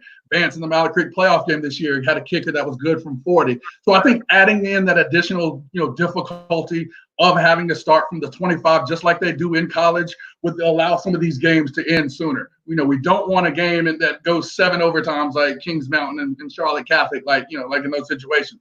Starting at the 25 will create situations in which we can get those overtime games done sooner and not have to worry about controversial calls like we had in that game to end up dictating who will probably an eventual state champion was. Yeah, this is pretty easy. I think it needs to be changed to the 25, just like Grice said. The reason why he's saying is not because of those reasons, though. It's because at the 10-yard line, the spacing is not correct for his passing game. So that's the main reason why he's saying go to the 25. But I totally agree. With it moving to the 25 because now your kicking game really comes into play. Are you working it enough during the week? Like you could hold somebody and then easily miss, a 32-yard field goal. Nope, that'd be 42-yard field goal. Yeah, it'd be really hard. So like some teams could hit it, but a lot of teams wouldn't. And so getting first downs and coming up with a plan instead of just having a couple of trick plays, some misdirection to score, because it's easier to do that from the 10. But I like the 25 as well, so it's going to be hard to argue that. What's that? Forced 2-point conversion attempts after 1 OT. Yeah, I could do but I'm telling you, I don't think if you technically went to the 25, I think that you wouldn't have more than 2 overtimes. I think that something would happen unless Agreed. I think it would be ended. We won't have 7 overtimes. What was it? Kings Mountain game that had 7 overtimes. Mountain Catholic. Yeah, that's pretty amazing though. Yeah. I agree with Sam. You by moving it to the 25, it does create spacing. Now you can run your whole offense as opposed to limiting your offense. So I like it at the 25 and going for 2 as well, because then it makes you play short yardage offense and short yardage defense, which is a part of the game as well.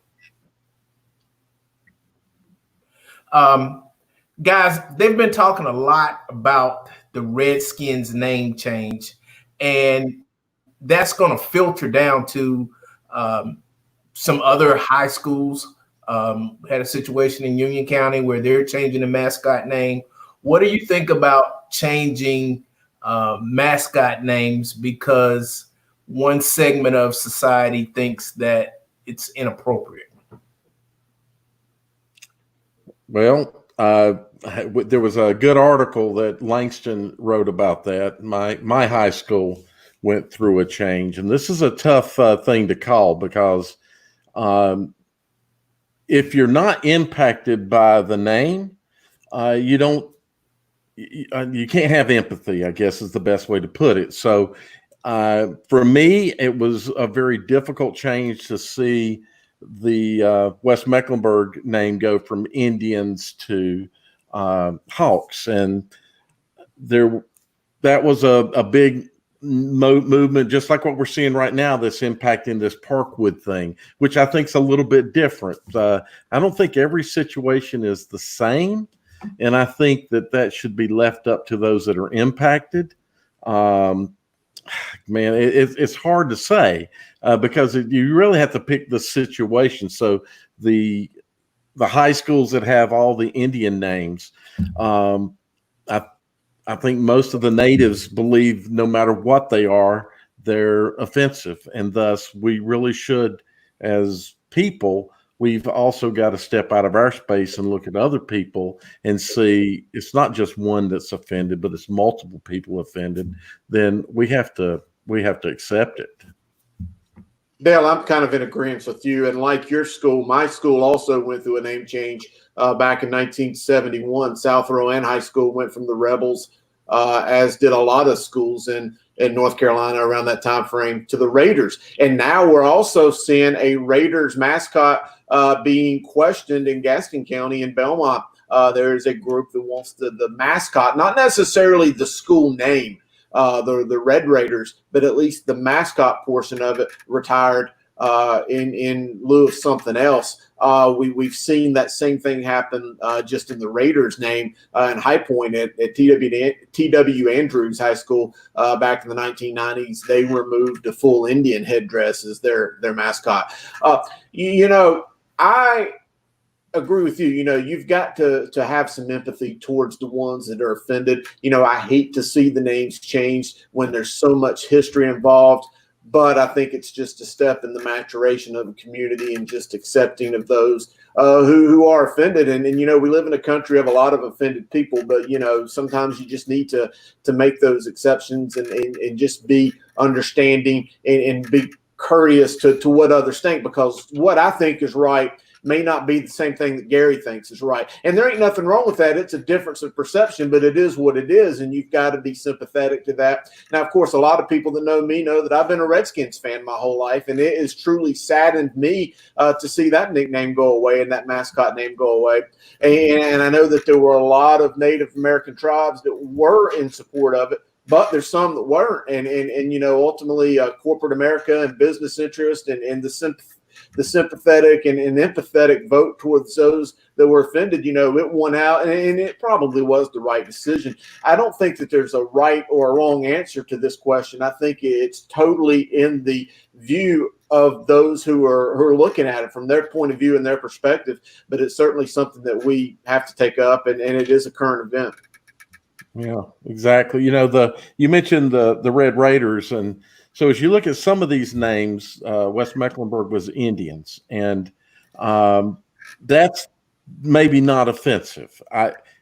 As I mentioned to Langston, was that when I went to West Mecklenburg and finally learned that I had to be an Indian, I learned what Indians were. I grew up with one image of Indians, and it wasn't a positive image. When we played games of Cowboys and Indians, you didn't want to be the Indian because that was the bad guy. So, but Indian doesn't sound like it's bad, whereas Red Raiders is both an aggressive and red. So it's to the natives.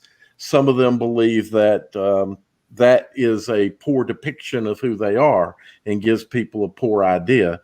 Now, personally, in my head, and again, it's that whole thing of how much empathy can you have when you're not affected, when it really isn't affecting you, other than something that you grew up with is now changing. So I just wanted to throw in that about the Red Raiders. Some of the names can be looked at as being offensive, just because of the Redskins could be considered to be offensive. Those of us who grew up with it, we don't see it as such, but Gary, I don't know if you were going to ask about the current high school change, which one of the other moves is Rebels, and you mentioned Rebels, and of course Parkwood. That's what spurred Langston's article, was the Parkwood thing, and I don't know if we're going to get it keyed up here if Langston's paying attention. So I saw a post shared around by one of my friends. And there's two individuals in that are former Parkwood people, and they want to keep the Rebel name, and they're buying land to erect a 60-foot flagpole and put the Confederate flag up on it. Now, I put a post up on Facebook about my feelings about the Confederate flag, and I believe I can give you strong argument about heritage. I know my lineage all the way back to the 17th century, and I've lost family members in the Civil War. They fought on the side of the Confederacy, and I grew up with the Confederate flag. Being in the South, us older people, I watched the Blue-Gray game and never thought anything more of it as being a North-South game. The Confederate flag to me, as I grew up, meant the South. I didn't have images of slavery, etc. But you won't find a rebel flag around me. I will never fly one because I know that it offends people, and so there's no sense in offending someone. The person who's running this campaign of trying to run money to get the flagpole up, he had a nice little post that explained me, racist. It's kind of funny. The KKK stole the flag and this and that. And if all that, even though a lot of that is true, we know that there's a lot of people that are offended by it. And I've heard stories of people telling me, Langston even related a story to me about how it made him feel. And when you hear people say, this is how this makes me feel, how could you, no matter what you believe about the flag, if you truly believe it's got good cause, How could you want to fly it and purposely not just offend, but you actually incite some fear into people? So I think what these guys are doing is bad, wrong. I don't support it at all. I'm gonna let you speak, Chris or Gary. I agree with you. And the first thing that I would hope, and like yourself, I grew up in the South. In fact, I grew up in the rural part of a county, so I understand. I've got relatives, friends who have flown the Confederate flag, so I've been around it my whole life. I as well have family who fought and died for the South, so I understand. In regards to these gentlemen who want to fly this outside of school, I just think that it's not done in good taste, and it certainly, maybe it does not violate a Union County statute or some rule, but it violates the spirit of whatever rules may be out there. And one could only hope that, you could get some the aerial rights or whatever in the county commission to try to write something in to prevent this, because there's nothing good is going to come from this. I understand them wanting to preserve whatever heritage they feel is important to them, and I'm not trying to belittle what's important to them, because we've got to be sympathetic to both sides. But I think that regardless, if they put this flag up, it is going to incite a reaction, and I think that reaction is just not going to be good. And I think that there's better ways that they could honor their own heritage versus trying to do this just to put it in the face of the people who voted to change the school's name. Exactly. Guys, we had two coaches on earlier tonight, one from Richmond County, one from A.L. Brown, Kannapolis. And, it was almost a competition to see what school had the greatest amount of pride. And here in the Charlotte area, we have 18 high schools. And, in Richmond County, they're the only school in the county. And in Kannapolis, A.L. Brown is the only high school in the county. Do you think that affects the school pride in a place like Charlotte, where you don't have multiple generations of family members that went to the high school? Well, first of all, Kannapolis is not the only school in the county. They are their own school district, right? But they're not the only school in the county. They're kind of like a smaller version of Charlotte. But I do believe that the one county schools have a lot more going for them in that, when we talked about heritage just a moment ago, they have heritage that gets handed down, and in school systems. And Gary, am I going in the right place for you for your question? Yeah. Okay, because I think the schools like in Kannapolis has their own little unique thing, because one, they were highly successful. Well, I shouldn't say forever, but they got to be very highly successful, 78, 79, right? Built that new weight room. And so they put a lot of emphasis into the school, or I shouldn't say into the school. They put a lot of emphasis into football. And that was actually probably the first real program to put a more of an emphasis than we can get you a job at the mill, come play for A.L. Brown and we'll get you a job at the mill, or come play at Concord and we get you a job at this mill, which is the way a lot of stuff happened. Kannapolis actually put a lot of effort into building a football program. And I think that's why they're a little bit unique, and some may think they're kind of their own little thing in that county, but you got all this other stuff there in Cabarrus County that's building up. And Richmond, the Richmonds, the Scotlands, places where you can go and there's a one school, one county.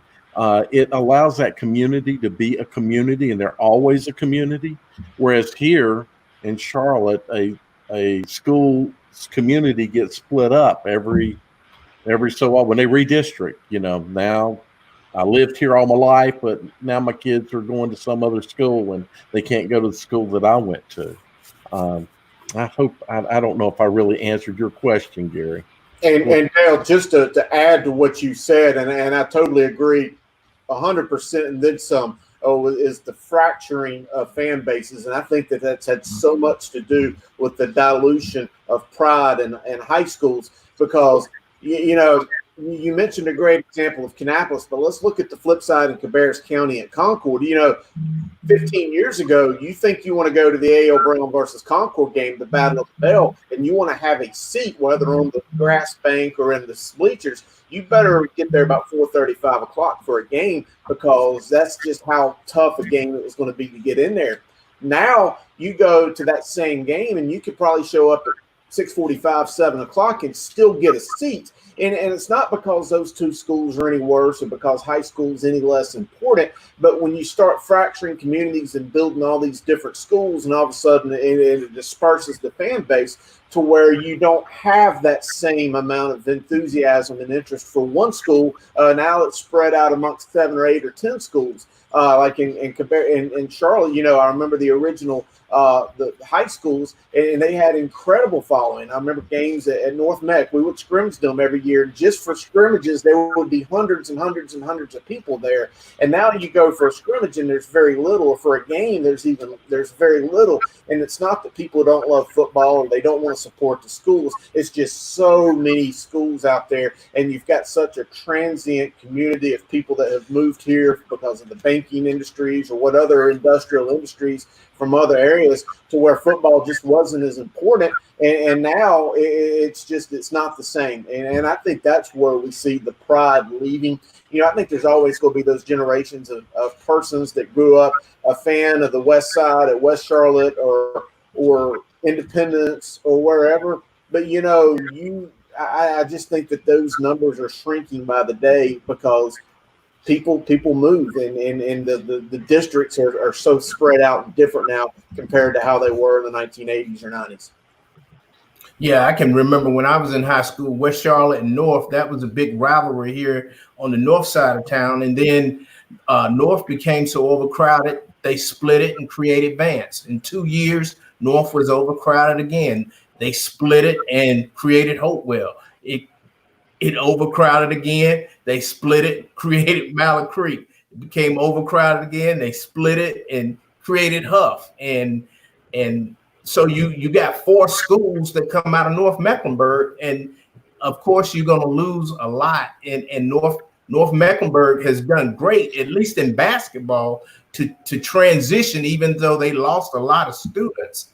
And I'm sure they lost a lot of their fan base as well. Yeah. Guys, man, this has been the longest show we've ever done. It's been really fun. It's kind of cool sitting in the back and looking at you guys talk, but I'm really worried about Nate Wimberly, man. I can't have him be on talking. He's going to take my job. He's awesome. He's great. He's great. Guys, I got a couple comments I want you guys to react to, and I want you to give you a second to read this first one. And Sam, I'm going to let you take this one. So go ahead and read it real quick. And I want to get your response because we've gotten some version of this several times tonight where people are saying that, we're putting too much emphasis on football and we need to worry about the other students and not changing rules for football and just moving football to the fall, to the spring and all that. Let me get this Charlotte Pride thing out of there. And Sam, what do you think about that? Well, to their point, they make a great one because, everything a child does growing up, it could be, piano, it could be any type of thing, band, other aspects of it, they matter. Okay, but you can still do those types of things too. So the reason why we put a lot of emphasis on football is because still football brings in the revenue for all the other sports mostly. It could be some other sports that hold their own and things like that. But football pays for all these other things a lot of times. Now it doesn't necessarily for the clubs. Clubs needs to be a big part of high school, every relationships. The main thing is we got to get back to school. The whole key is getting back to school. We can't do sports. We can't do clubs unless you're doing something outside of school. So they make a good point, but, there's a lot more we got to worry about just getting into school. Okay. And Grice, I want to throw one at you too. Is a competing comment. People can say what they want, but sports are lifelines for school systems, especially football. Some kids are motivated to come to school basically just for football, and to take that away would be tragic. What are your thoughts about that? Because I know a lot of times people who aren't in football don't really get that point that some kids are only coming to school because they have a chance to play on Friday nights. Oh, I agree 100%. And I think, when you talk about anything that a kid is involved in, even some of the different clubs and other sports that are mentioned, those kids are going to be naturally more motivated to come to school to partake in those activities. One other thing that's known about Hopewell is our band is one of the best in the city. Our band director, Eugene Diggs, I'm friends with him and see him on social media all the time talking about the same level of effects and impacts that we talk about that we're dealing with, that he's dealing with himself and his band students. They do a great job and have as much commitment to their craft as we do, with the football program at Hopewell. So we're speaking about football because it's close to us and it's important to us. But there are other people that are going through very similar things that may not be highlighted, but it's still a similar thing. Yeah, we talk about football because that's mainly what we have been doing around this. Hopefully we can expand out more. We all have ideas on this. I had kids, 4 children that I raised, and I had athletes and I had kids that had to take part in the clubs and the other things. And it's just as important. There's no separation. And unfortunately, they have the same issues they must face that any of the team sports must face.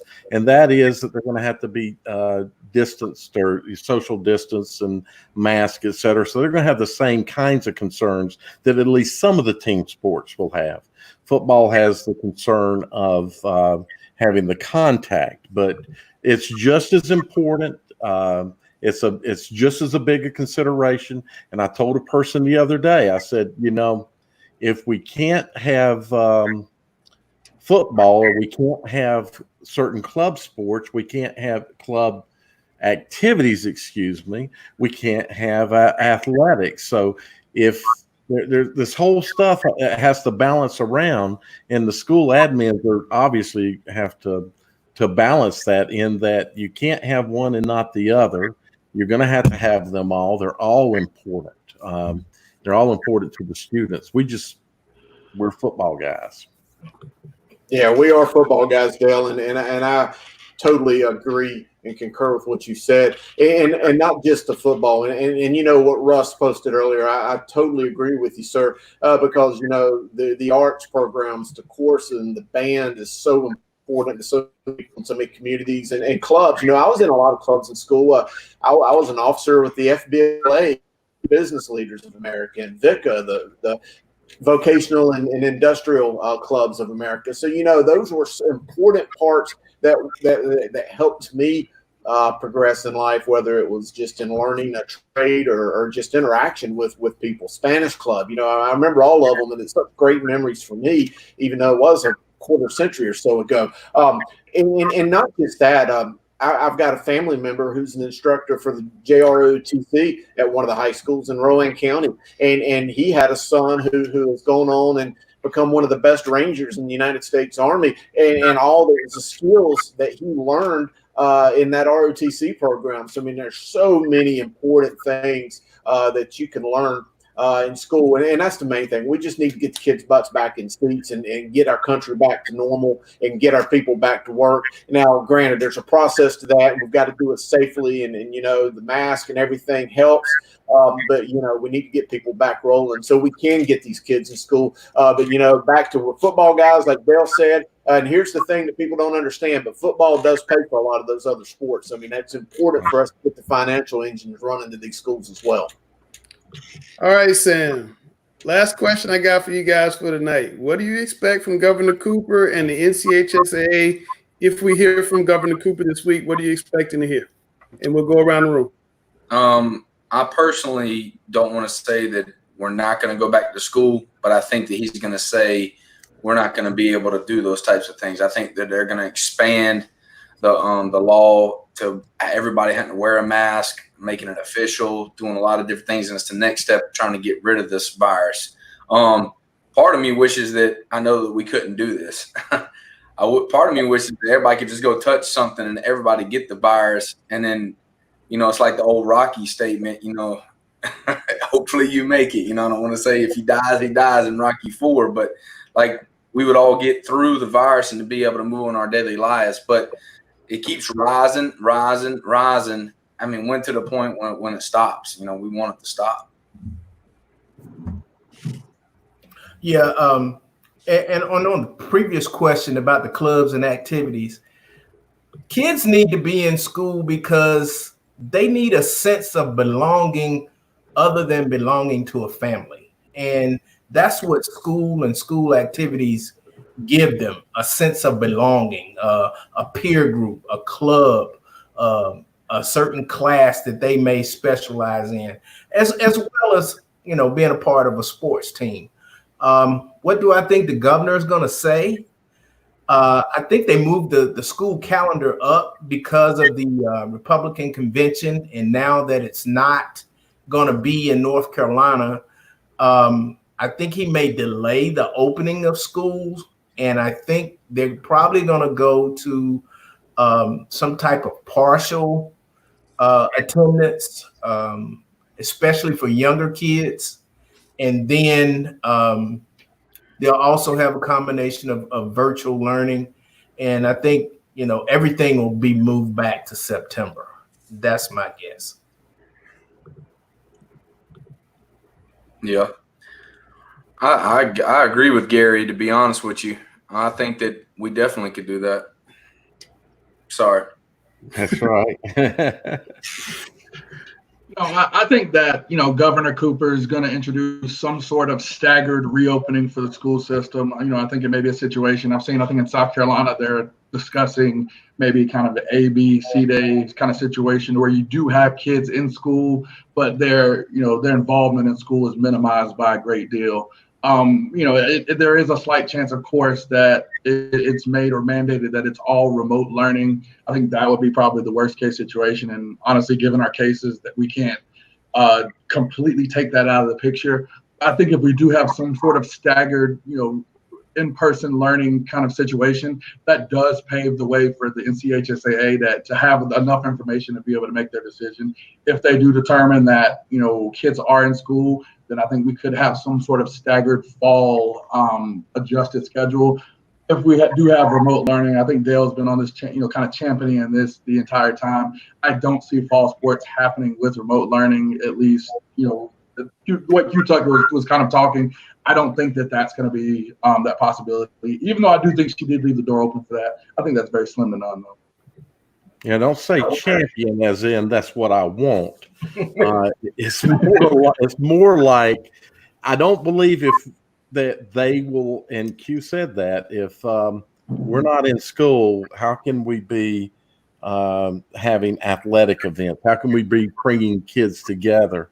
And I'm expecting, just based on what I'm seeing, and it's not what I want to see happen, but I'm expecting that Governor Cooper is going to come out and we're going to go to remote learning, and they will probably try to evaluate it. I don't know if it's going to be a week by week or month by month, but I don't expect us to put kids in school initially, and the NCHSAA is going to follow right along with that and say there will be no sports until. And that's not good for the kids, and thinking that, well, when are we going to get to do it? Are we going to get to do it? Are we going to get to do it? Is it better to tell them we might try, or is it better just to tell them it's not going to happen? But I just don't see, with the way numbers are going right now, that, and you look at what the state is doing on delaying, trying to get an answer, and things aren't getting better. They're just getting worse. Yeah, I agree, Dalen. You know, I don't know what Governor Cooper is going to say. I have a feeling it's going to be along the lines of what you said. And you know, if it's not safe enough to go to school in a traditional sense, that we will not see athletics. And again, I don't understand what he will say, because, you know, I'm not in his office every day, and I don't have access to the same experts and people surrounding him. So it's hard for me to gauge. Now, I know that if it's Governor Hughes speaking, I would do my best to open up more businesses and to try to get us back to normal. But again, I think you got to do that safely. But obviously, I'm not the governor and probably never will be. I do plan on being the mayor of Kannapolis one day, but I have a couple of years off I think that we're going to see school pushed back. Gary, you made an interesting point about the convention and how it may get shifted a little bit more to the right because the convention isn't here. I wouldn't be surprised about that at all. But the only thing that I can agree with, and Q has stated this so eloquently several times, is that as much as I want to see high school football being played and other athletics, if it's not safe enough for my kids to be in the school every day, I mean, how can it be safe for other people's kids to be on the field? So that's kind of, the responsible answer. All right, guys. I get Dale. I'm gonna throw this to you. I get this a lot from people because you guys know I've been on talking about masks on Twitter for a long time and trying to get people to do masks. People always send me these types of notes. I mean, I get one of these every day, and I can just say I know how bad it is. Like when one kid dies of heat exhaustion in North Carolina, it's in every single paper. It's on every radio station. It's on every TV station. And when you tell me just 300 and some people died, I'm thinking, well, okay, if you go through a week and 3 high school students or elementary school students in North Carolina die, that's going to be okay. I mean, I just can't get with this, but that's me personally. I don't want to get on a soapbox. Dale, you go. So that number's not right, by the way. The death numbers are going back up. They're about twice that. When I looked earlier today, it was the deaths for today were way above that. States like Florida, I saw Florida mentioned there. They have 47 hospitals that ICU rooms are at capacity. That's the part of this virus that people aren't getting.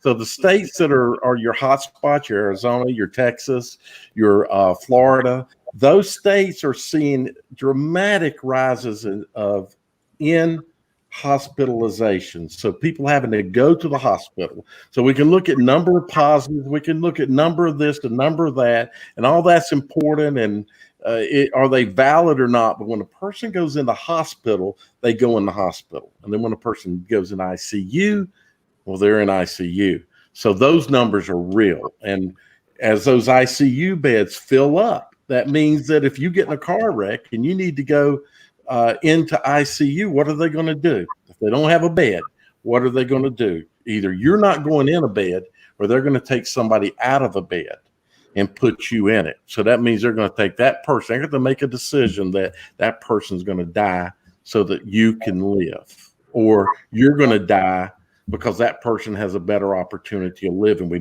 could save you, but we don't have a bed. So we're going to have to clear a bed.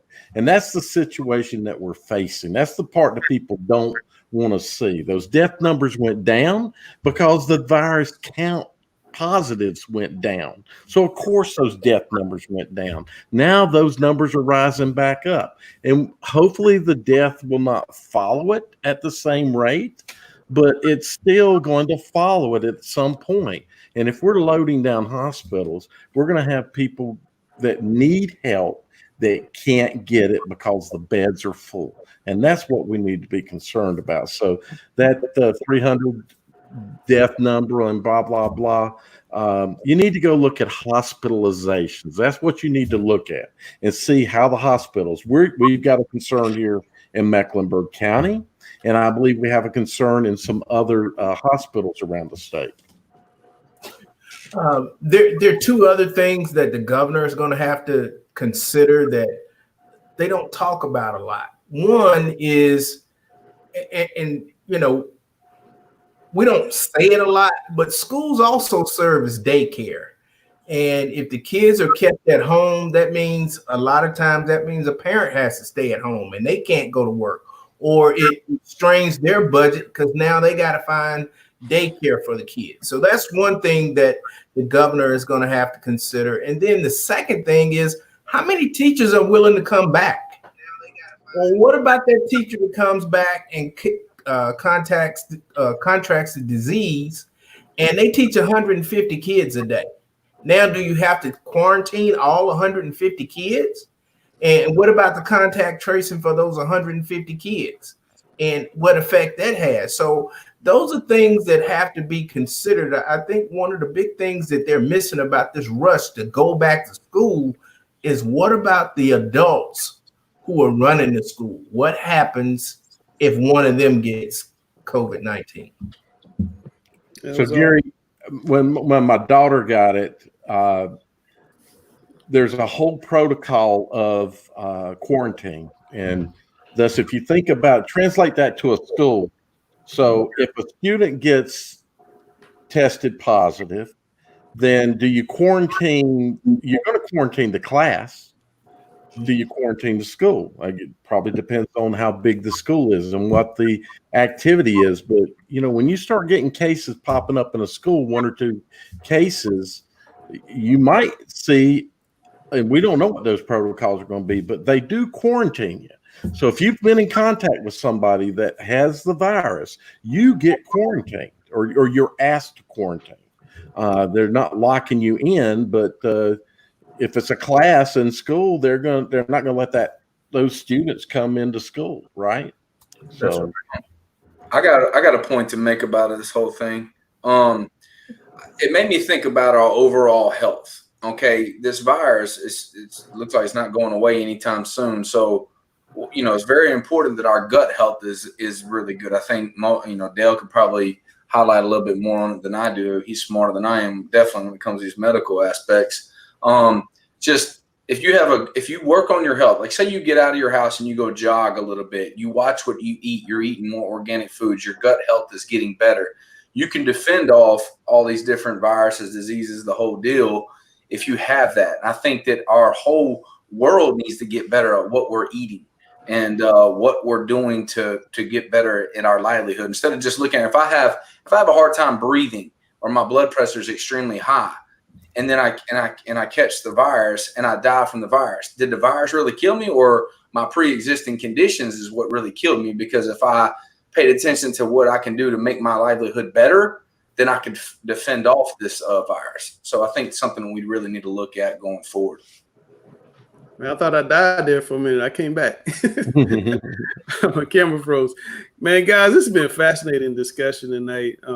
Wow. I mean, we touched on so many topics and such great guests. I wasn't planning to go 2 hours and 10 minutes, that's for sure. But it certainly was fun. I'm glad a lot of you guys sticking with us, watching. So I really want to thank you for doing that. Before I let Sam take us home, as he always does, on Wednesday, we may have a really special Talking Preps on Wednesday. I don't want to give it away. Check the Twitter, check the Facebook, all that stuff. If I get it done, we'll put out the information, but we'll get all the guys back. We got a lot of topics we didn't even touch on tonight. But Sam, it's late. What you got on your mind before we got here? Well, strictly, I want to talk about relationships, and I just enjoy, like I say, every time talking with you guys. Even though it was 2 hours today, it feels like it was only 20 minutes, and I had, a lot of fun throughout the whole time. But bringing on Newsome today, it just hit home for me that, I'll make sure you call people and tell you love them. We don't do that enough, and I think that we need to tell people, tell your friends, your family that you love them, because you never know. And being football coaches, you would think that saying I love you could affect you in a weird way, but it doesn't. Like me and Newsome, we have a great relationship, and it was just great to have him on the show. So I would love to get back to school so we can build those relationships again, because they're more important than we can imagine. And then it goes even further with sports, because you're out there together all the time. So, thank you for everything you do, and I love this show. And more importantly, let's get back to building these relationships again. Absolutely, absolutely. Well, man, we set the record for the night. We appreciate you guys coming on, man. It was a lot of fun. We'll see you guys on Wednesday night, hopefully, definitely next week on Talking Preps.